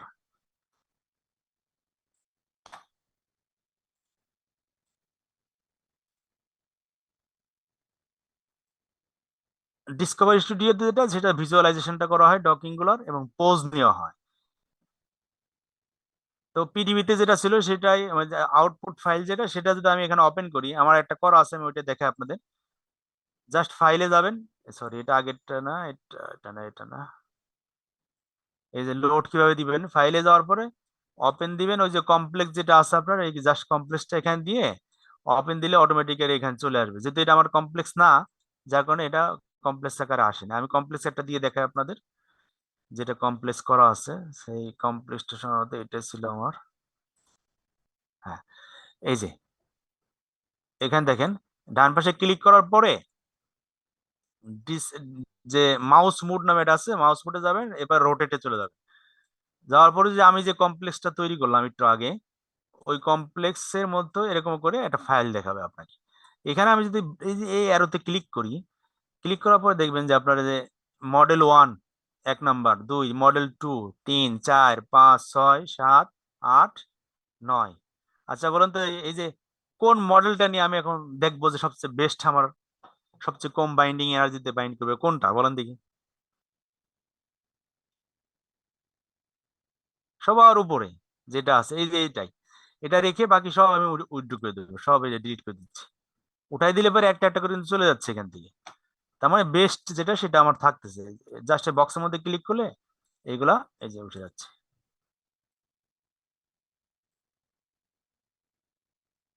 এখন আমার একটা থাকলো, এই একটার ভিতরে যে এখন টুলসে যাব আমি, টুলসের ভিতরে যাওয়ার পরে, আচ্ছা এর আগে যেটা সেটা যে এই যে এখানে নন বন্ড ইন্টারাকশন দিয়ে ইন্টারাকশন লিগ্যান্ডের সাথে তার যে বাইন্ডিং হয়েছে কিনা সেটা প্রমাণটা আমি দেখতে চাই, তার কারণে এখানে লিগ্যান্ড ইন্টারাকশন দিলাম। দেওয়ার পরে একটা চিত্র এরকম আসলো। এখন এটার ভিতরে কিছু দেখা যাচ্ছে না, তো সেই জন্য কি করতে হবে আমাকে, এই যে টুলসে যাওয়ার পরে 2D আমি দেখবো, 2D ডায়াগ্রামে গেলে পরে তখন দেখবেন এই যে আমার কম্পাউন্ডের, এইটা হচ্ছে আমার প্রোটিন, যে প্রোটিন সিকোয়েন্সটা আমি নিয়েছিলাম, এইটা হচ্ছে আমার ড্রাগ, আর এই যে প্রোটিনের সাথে বাইন্ড হয়েছে সে বাইন্ডটা কিরকম, বলছে যে লাইসিন, ওই প্রোটিনের ভিতরে চেইন ছিল, সেই চেইনের মধ্যে 67 নাম্বার পজিশনে, সিকোয়েন্স যেটাকে আমরা বলি 67 নম্বর পজিশনে একটা লাইসিন ছিল, সেই লাইসিনের সাথে আমার ড্রাগের বেনজিন যে মাঝখানে যে চক্র আছে, দুইটা নাইট যে চক্রটা বাইন্ড করছে, এবং সেটা বলছে কি বন্ড, সেটা অ্যালকালাইন বন্ড। বন্ডের কি নেচার সেটা কিন্তু দেখা যাচ্ছে নিচে, দেখেন এই যে। আবার এখানে লিউসিন 66 নাম্বার বেনজিন চক্রের সাথে একটা বাইন্ড করছে, সে বলছে কি এই চিত্রটা পাই সিগমা একটা বন্ড তৈরি করছে, অ্যালকাইল বন্ড, পাই অ্যালকাইল বন্ডও কিছু বাইন্ড করছে, অ্যাশ কালারে যেটা একটা পাই অ্যালকাইল বন্ড, আর পাই পাই স্ট্যাকিং বন্ডে এখানে বাইন্ড হয়েছে। তো এই চিত্রগুলো আমি ডান পাশ থেকে যাওয়ার পরে ডিসপ্লে ফরম্যাট অনুযায়ী আপনি বিভিন্ন কিছু চেঞ্জ করতে পারবেন এখানে, যে অ্যাটমের বিভিন্ন প্রকার disk format, ball and stick format, এটা বল স্টিক ফরম্যাট বড় বানাইতে পারবেন, ছোট বানাইতে পারবেন, এই কালার গুলা একটু চেঞ্জ করা যাইতে পারে, ভিন্ন ভিন্ন কালার আসা যাইতে পারে, এই বিভিন্ন চেঞ্জ করে করে এই যে বল স্টিক ফরম্যাটে আমি ড্র্যাগটা দেখালাম, অটোমেটিক চেঞ্জ হয়ে গেল। এগুলো আমি এই যে ফাইলে যায় সেভ করে নিতে পারবো সরাসরি এখান থেকে, অথবা কপি করে এখান থেকে কপি করে আপনি আপনার ডক ফরম্যাটে বা যেখানে পাবলিকেশন করবেন সেখানে এটা নিয়ে নেবেন। এরপরে আমি এইখানে থ্রি ডি চিত্রগুলো আমাদের প্রয়োজন হয়, সেই 3D চিত্রটা কি করা হয় সেটার জন্য আমরা যেটা করব সেটা যে কেমিস্ট্রিতে পরে, কেমিস্ট্রি পরে স্ট্রাকচার পরে লেভেল আছে, অ্যাড লেভেলে আমি যাব। অ্যাড লেভেলে যাওয়ার পরে এখানে অ্যামাইনো অ্যাসিডটা কিছু শো করতেছে না, আমি দেখলাম যে এখানে ড্রাগ আছে, বাট আমার অ্যামাইনো অ্যাসিডটা শো করতে হবে। তো আমি কি করবো, অ্যামাইনো অ্যাসিড দিব। অ্যামাইনো অ্যাসিড গুলো সাধারণত 3 লেটার আইডি তে প্রকাশ করা হয়, 3 লেটার আইডি হ্যাশ, এই যে 3 লেটার আইডি হ্যাশ দিলাম। আমি এরিয়াল ফরম্যাটে, ঠিক আছে, আমি একটু ফন্টটা একটু বাড়াই দিই, ফন্টটা মনে করেন 20-এ দিলাম আমি। দেওয়ার পরে ওকে দিব, দেওয়ার পরে যে বলছিলাম যে লাইসিন 67, লিউসিন এত এবং টাইরোসিন এততে বাইন্ড করছে, হ্যাঁ এই যে বাইন্ডিংটা করছে। এখন এখানে ডান পাশে ক্লিক করার পরে টুলসে যাবেন, যাওয়ার পর দেখবেন শো ডিস্টেন্স নামে একটা অপশন আছে, যে বাইন্ডিং ডিস্টেন্সটা কত, এই যে কত দুইটা যে বন্ড হচ্ছে বন্ডের বাইন্ডিং ডিস্টেন্স, পাই বাই বন্ডের 3.99 5.1 বাইন্ডিং যে ডিস্টেন্স আছে সেই ডিস্টেন্স গুলা কত, যে 5.72 4.20 বাইন্ডিং নেচার কি সবকিছু দিয়ে দিচ্ছে এখানে। তো এটাকে দেখার জন্য যেটা করা হয়, টেবিল যেটা আমরা পাবো ডকিং এর পরে করার পরে আমরা টেবিলটা পাবো এখান থেকে, নিচে যে অ্যারো আছে ক্লিক করার পরে নন বন্ড ইন্টারাকশন আছে, নন বন্ড ইন্টারাকশনে গেলে পরে আমি এখান থেকে দেখেন যে বাইন্ডিং যে হয়েছে বিভিন্ন প্রকার যে 5-6টা বাইন্ডিং দেখাচ্ছে না, তা আমাদের এই আমি কিন্তু কোনো ড্রাগের নাম ব্যবহার করি নাই, আমি যেটা ডাউনলোড করছি আননোন, ডি দিলে ডি হয়ে যেত, আননোন ড্রাগ। আননোন ড্রাগের সাথে তাহলে এটা আমার মানে এটা দরকার নাই। আমি যা যে ড্রাগের সাথে আমার ইসের বাইন্ডিংটা কত হচ্ছে, যে লিউসিন 66 নম্বরে একটা বাইন্ডিং আছে, আর লাইসিনে আছে, এবং এটা আছে। কি কি লাগবে তাহলে আমার এইটা এই কলামটা লাগবে, ডিস্টেন্সের কলামটা লাগবে। কন্ট্রোল জাস্ট এখানে উপরে নেমের ওখানে ক্লিক করবেন, উপরে কন্ট্রোল ধরে ডিস্টেন্স, ক্যাটাগরি এবং টাইপ, এই 4টা প্যারামিটার দিয়ে কপি করব, কপি করে আমি এটা এক্সেল শিটে নিয়ে নিব। এটা হচ্ছে পেপারে আমি ব্যবহার করব পরবর্তীতে। এই যে আমার ড্রাগ এবং টাইপ অফ বাইন্ডিং। তো এখানের ভিতরে দেখেন আমার এটা লাগতেছে না, কারণ এটা হচ্ছে ড্রাগ ড্রাগ ইন্টারাকশন হয়েছে। এইটা হচ্ছে লিউসিনের সাথে বাইন্ড করছে, 3.5 এততে বাইন্ড করছে, হাইড্রোফোবিক বন্ড হয়েছে, এটা ড্রাগের সাথে এতটুকু বাইন্ড করছে, হাইড্রোফোবিক বন্ড, এটা টাইরোসিনের সাথে বাইন্ড করছে, হাইড্রোফোবিক বন্ড, এটার সাথে বাইন্ড করছে, হাইড্রোফোবিক বন্ড, এটা বাইন্ড করছে। এখন মনে করেন আমার ড্রাগটা ছিল ডি, তাহলে আমি মনে করেন ডি বসাই দিলাম এখানে। ডি এর চিত্রগুলো আমি কিন্তু চলে আসলো এখানে ডি। ওই যে আমি যে প্রথমেই দেখাছিলাম যে ড্রাগ গুলা কিরকম হবে, ডি দিয়ে বাইন্ড করলাম, এরকম করে D2 D3 D4 সবগুলো একসাথে করে। এখন এই টেবিল সম্পর্কে আমি এটা মনে করে আলোচনা চাই, বর্ণনা চাই। টেবিলটা সুন্দর করে সাজানোর পরে আপনি আপনার মতো করে স্যাম্পল রাইটিং প্রসেস যেটা আছে, প্রিলিমিনারি ধারণাটাই পারপ্লেজিট থেকে আপনি নিয়ে নেবেন, ডিসকাশন আগে লেখা আছে আমার, দিলে পর ও আমাকে একটু ডিসকাস করে দেবে ওই বর্ণনাটা এবং ওই চিত্রগুলো আমরা এখন দেখাবো আর কি। এখন এখানে অনেকগুলা তথ্যপত্রগুলো নিতে হয়, সেটার নাম হচ্ছে অ্যারোমেটিক বন্ডটা দেখা হয়, যে অ্যারোমেটিক বন্ড কি, চিত্রগুলো আমাকে রাখতে হবে। চিত্রগুলো রাখার জন্য যেটা করা হয় সেটা হচ্ছে এই এখানে আমি স্ক্রিপ্টে যাওয়ার পরে ভিজুয়ালাইজেশন, যে ভিজুয়ালাইজেশন থেকে পাবলিকেশন কোয়ালিটিতে ক্লিক করব। এই পাবলিকেশন কোয়ালিটি অনুযায়ী চিত্রগুলো সাধারণত নেওয়া হয় আর কি। তো এখানে রেখেই হাইড্রোজেন, এটা অ্যারোমেটিক বন্ড, এবার হাইড্রোজেন বন্ডের চিত্র নিব, এরপরে চার্জ এর চিত্র নিব, হাইড্রোফোবিক চিত্র নিব, আয়নাইজেবিলিটি, এরপরে সারফেস অ্যাক্টিভিটির যে চিত্রগুলো আছে এইগুলা নিয়ে প্রত্যেকটা সেভ করে পরে ওইটা আমি আমার পেপারের জন্য ব্যবহার করব আর কি। এরপরে যে ডিসপ্লেতে দুইটা যদি একসাথে নেই, 2D এবং 3D, এটা 3D যদি বড় করা যায় জাস্ট ক্লিক করার পর আপনি বড় করতে পারবেন। বড় করে এরপর আপনি ফাইল আকারে এখানে সেভ করবেন, সেভ অ্যাজ ইমেজ আকারে আপনি কিভাবে নিতে চান সেটা যে আমরা বলছি, আমি ইমেজ ফাইল আকারে যদি নেই তাহলে আপনি এটাকে পাবলিকেশন এখানে ব্যবহার করতে হবে। এখানে রেজুলেশন এবং ট্রান্সপারেন্ট ব্যাকগ্রাউন্ড যদি দিতে চান, ট্রান্সপারেন্ট ব্যাকগ্রাউন্ড আর পিক্সেল কত দিবেন সব এখান থেকে ঠিক করে আপনার মতো করে আপনি চিত্রগুলো সাজাই নেবেন আর কি। এই ছিল মোটামুটি আছে যে আমাদের এই ডিএফটি ক্যালকুলেশন এবং মলিকুলার ডকিং এন্ড ভিজুয়ালাইজেশন সম্পর্কে আলোচনা। এইভাবে করে আমরা আমাদের পেপার গুলাতে, এবং এই যে বলেছিলাম যে একটু আগে যে বর্ণনাটা আমি চাইছি তো বলে দিছো আমাকে এখানে, যে টেবিল আকারে সুন্দর করে একটা টেবিলও বানাই দিচ্ছে। টেবিলটা আমি কপি করে যদি আমি দিই, যে কপি করলাম, আমি মনে করেন সাপোজ এখানে আমার টেবিলটা প্রয়োজন, আমি টেবিলটা নিয়ে কন্ট্রোল V দিলাম, দেওয়ার পরে জাস্ট বাম পাশে ক্লিক করার পরে টেবিল ডিজাইনে চলে যাওয়ার পরে এই যে বামে এটা ক্লিক করে দেবো। আবারও দেখে টেবিল ডিজাইনে যাওয়ার পর দিলে পরে ও একেবারে অরিজিনাল টেবিল ফরম্যাটে আমাকে সাজাই দিচ্ছে। এই টেবিল ফরম্যাটে সাজা দিল। আবার যদি আমি এখানে ক্লিক করে ডিজাইন করতে চাই তাহলে এখানে ভিন্ন ভিন্ন ডিজাইন দেওয়া আছে, এই যে ডিজাইন টেবিলে যে ডিজাইন সাপোজ এরকম বানাই দেয় টেবিল গুলো ওইরকম হয়ে যাবে। এখন এই ফন্টে চাইলে পরে ফন্ট অনুযায়ী হোমে যায় জাস্ট ব্রাশ করে দিবেন, এই যে সেম ফর্মের ফন্টে চলে আসছে। সেন্ট্রালে নিয়ে ভিন্ন ভিন্ন ভাবে আপনার মতো করে আপনি ব্যাখ্যা করতে পারবেন। এখন এই টেবিল সম্পর্কে ব্যাখ্যা যদি চাই, ডিসকাশনটা চাই, কতটুকু ডিসকাশন করব, জাস্ট কপি করে পারপ্লেক্সিটিতে দিয়ে এরপরে আপনার মতো করে পারপ্লেক্সিটি ওটা কপি পেস্ট করলে তার প্লাগারিজম হবে, আপনার মতো করে আপনি ল্যাঙ্গুয়েজ গুলো পরে সাজায় নেবেন। আমি যেমন এটা কন্ট্রোল দিয়ে আমি বললাম যে আমার এখানে 200 ওয়ার্ডস আমার এটা ডিসকাশন দরকার, ডিসকাশন।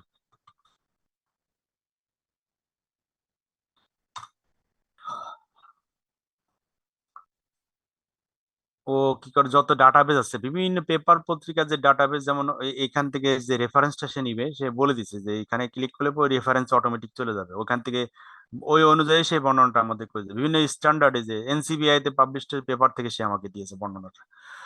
এখানে দেখেন বলছে the present interaction highlights the critical hydrophobic contacts between the ligand and protein, যেহেতু আমাদের ডকিং করছি অতএব লিগ্যান্ড এবং প্রোটিনের ইন্টারেকশনটা রেসিডিউ মানে প্রত্যেকটা অ্যামাইনো অ্যাসিডকে একটা রেসিডিউ বলা হয়। Supporting the strong binding affinity, structural stability within active site, ওই যে বাইন্ড করছে যে জায়গায় কোথায়, এটা বলছে যে পাই সিগমা বন্ড ইন্টারাকশন বিটুইন, বলছিলাম যে এত নম্বর পজিশনে পাই সিগমা বন্ড হচ্ছে, আপনি দেখিয়েছিলাম আমরা এই যে পাই সিগমা বন্ড, এই যে পাই সিগমা বন্ড ছিল এখানে, হ্যাঁ সেটাও সে বর্ণনা করে দিচ্ছে যে পাই সিগমা বন্ড ইন্টারাকশন বিটুইন এত এত হয়েছে, বাকি এত কত অ্যাংস্ট্রম এত এত অ্যাংস্ট্রম হয়ে গেছে, অন্যটায় পাই বাই স্ট্যাকিং যেটা হচ্ছে সেটাও বর্ণনা করছে। তারপর ডি লেখছে আমি একটাই, দেখেন যে ইউএন কে কিন্তু নাই, ডি লেখছিলাম একটা, ওটাই বলছে ও কি করছে টাইরোসিন এ, মানে এই চেইনের টাইরোসিনের 70 নম্বর পজিশনে এত অ্যাংস্ট্রমে বাইন্ড করছে, এটা play the central role of the stabilizing aromatic কম্পাউন্ডে বলছে ইনক্রিজিং দ্য লিগ্যান্ড অ্যাফিনিটি, বলে দিছে কি যে এই যে যে লাস্টে যেটা আছে যে টাইরোসিনের সাথে যে বাইন্ডিংটা হয়েছে, ও বলছে play central role in stabilizing aromatic components, অর্থাৎ অ্যারোমেটিক কম্পোনেন্টস এর স্টেবিলিটিতে বাড়াইছে and increasing the ligand binding affinity, ligand affinity কার সাথে, প্রোটিনের সাথে লিগ্যান্ডের অ্যাফিনিটিটা বাড়াই দিছে। এরপরে যে অ্যালকালাইন পাই বন্ডের বর্ণনাগুলো দেওয়া আছে, তো এই বন্ডগুলা এবং এই যে এখানে যে আমি ক্লিক করি রেফারেন্স দেওয়া আছে, রেফারেন্সে চলে গেলে পরে আপনি বর্ণনাটা ওখান থেকে এখান থেকে রেফারেন্স নিয়েছে, এটাকে সাইটেশন হিসেবে আপনি ব্যবহার করতে পারবেন। এই বর্ণনাগুলো এখানে এই মানে সিমিলার যে বর্ণনাগুলো এখান থেকে সে সাইট করছে আর কি। হ্যাঁ, তো এইভাবে হচ্ছে মলিকুলার ডকিং ডাইনামিক্স এবং ডিএফটি ক্যালকুলেশন গুলো করা হয়।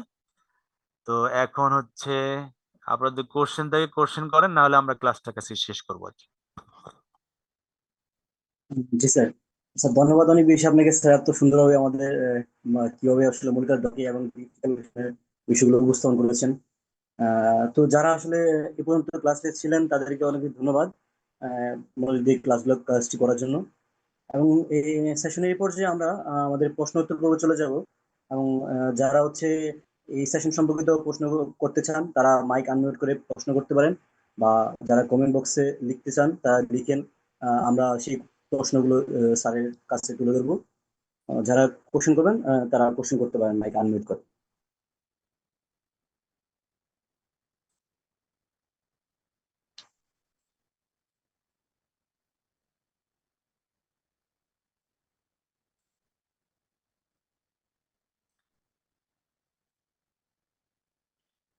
আমার মনে হয় কারো কোনো কোশ্চেন মনে হয় নাই।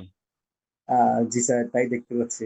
আচ্ছা, যদি কোশ্চেন নাও থাকে অসুবিধা নেই, আপনারা গ্রুপে দিয়ে রাখবেন, জি স্যার।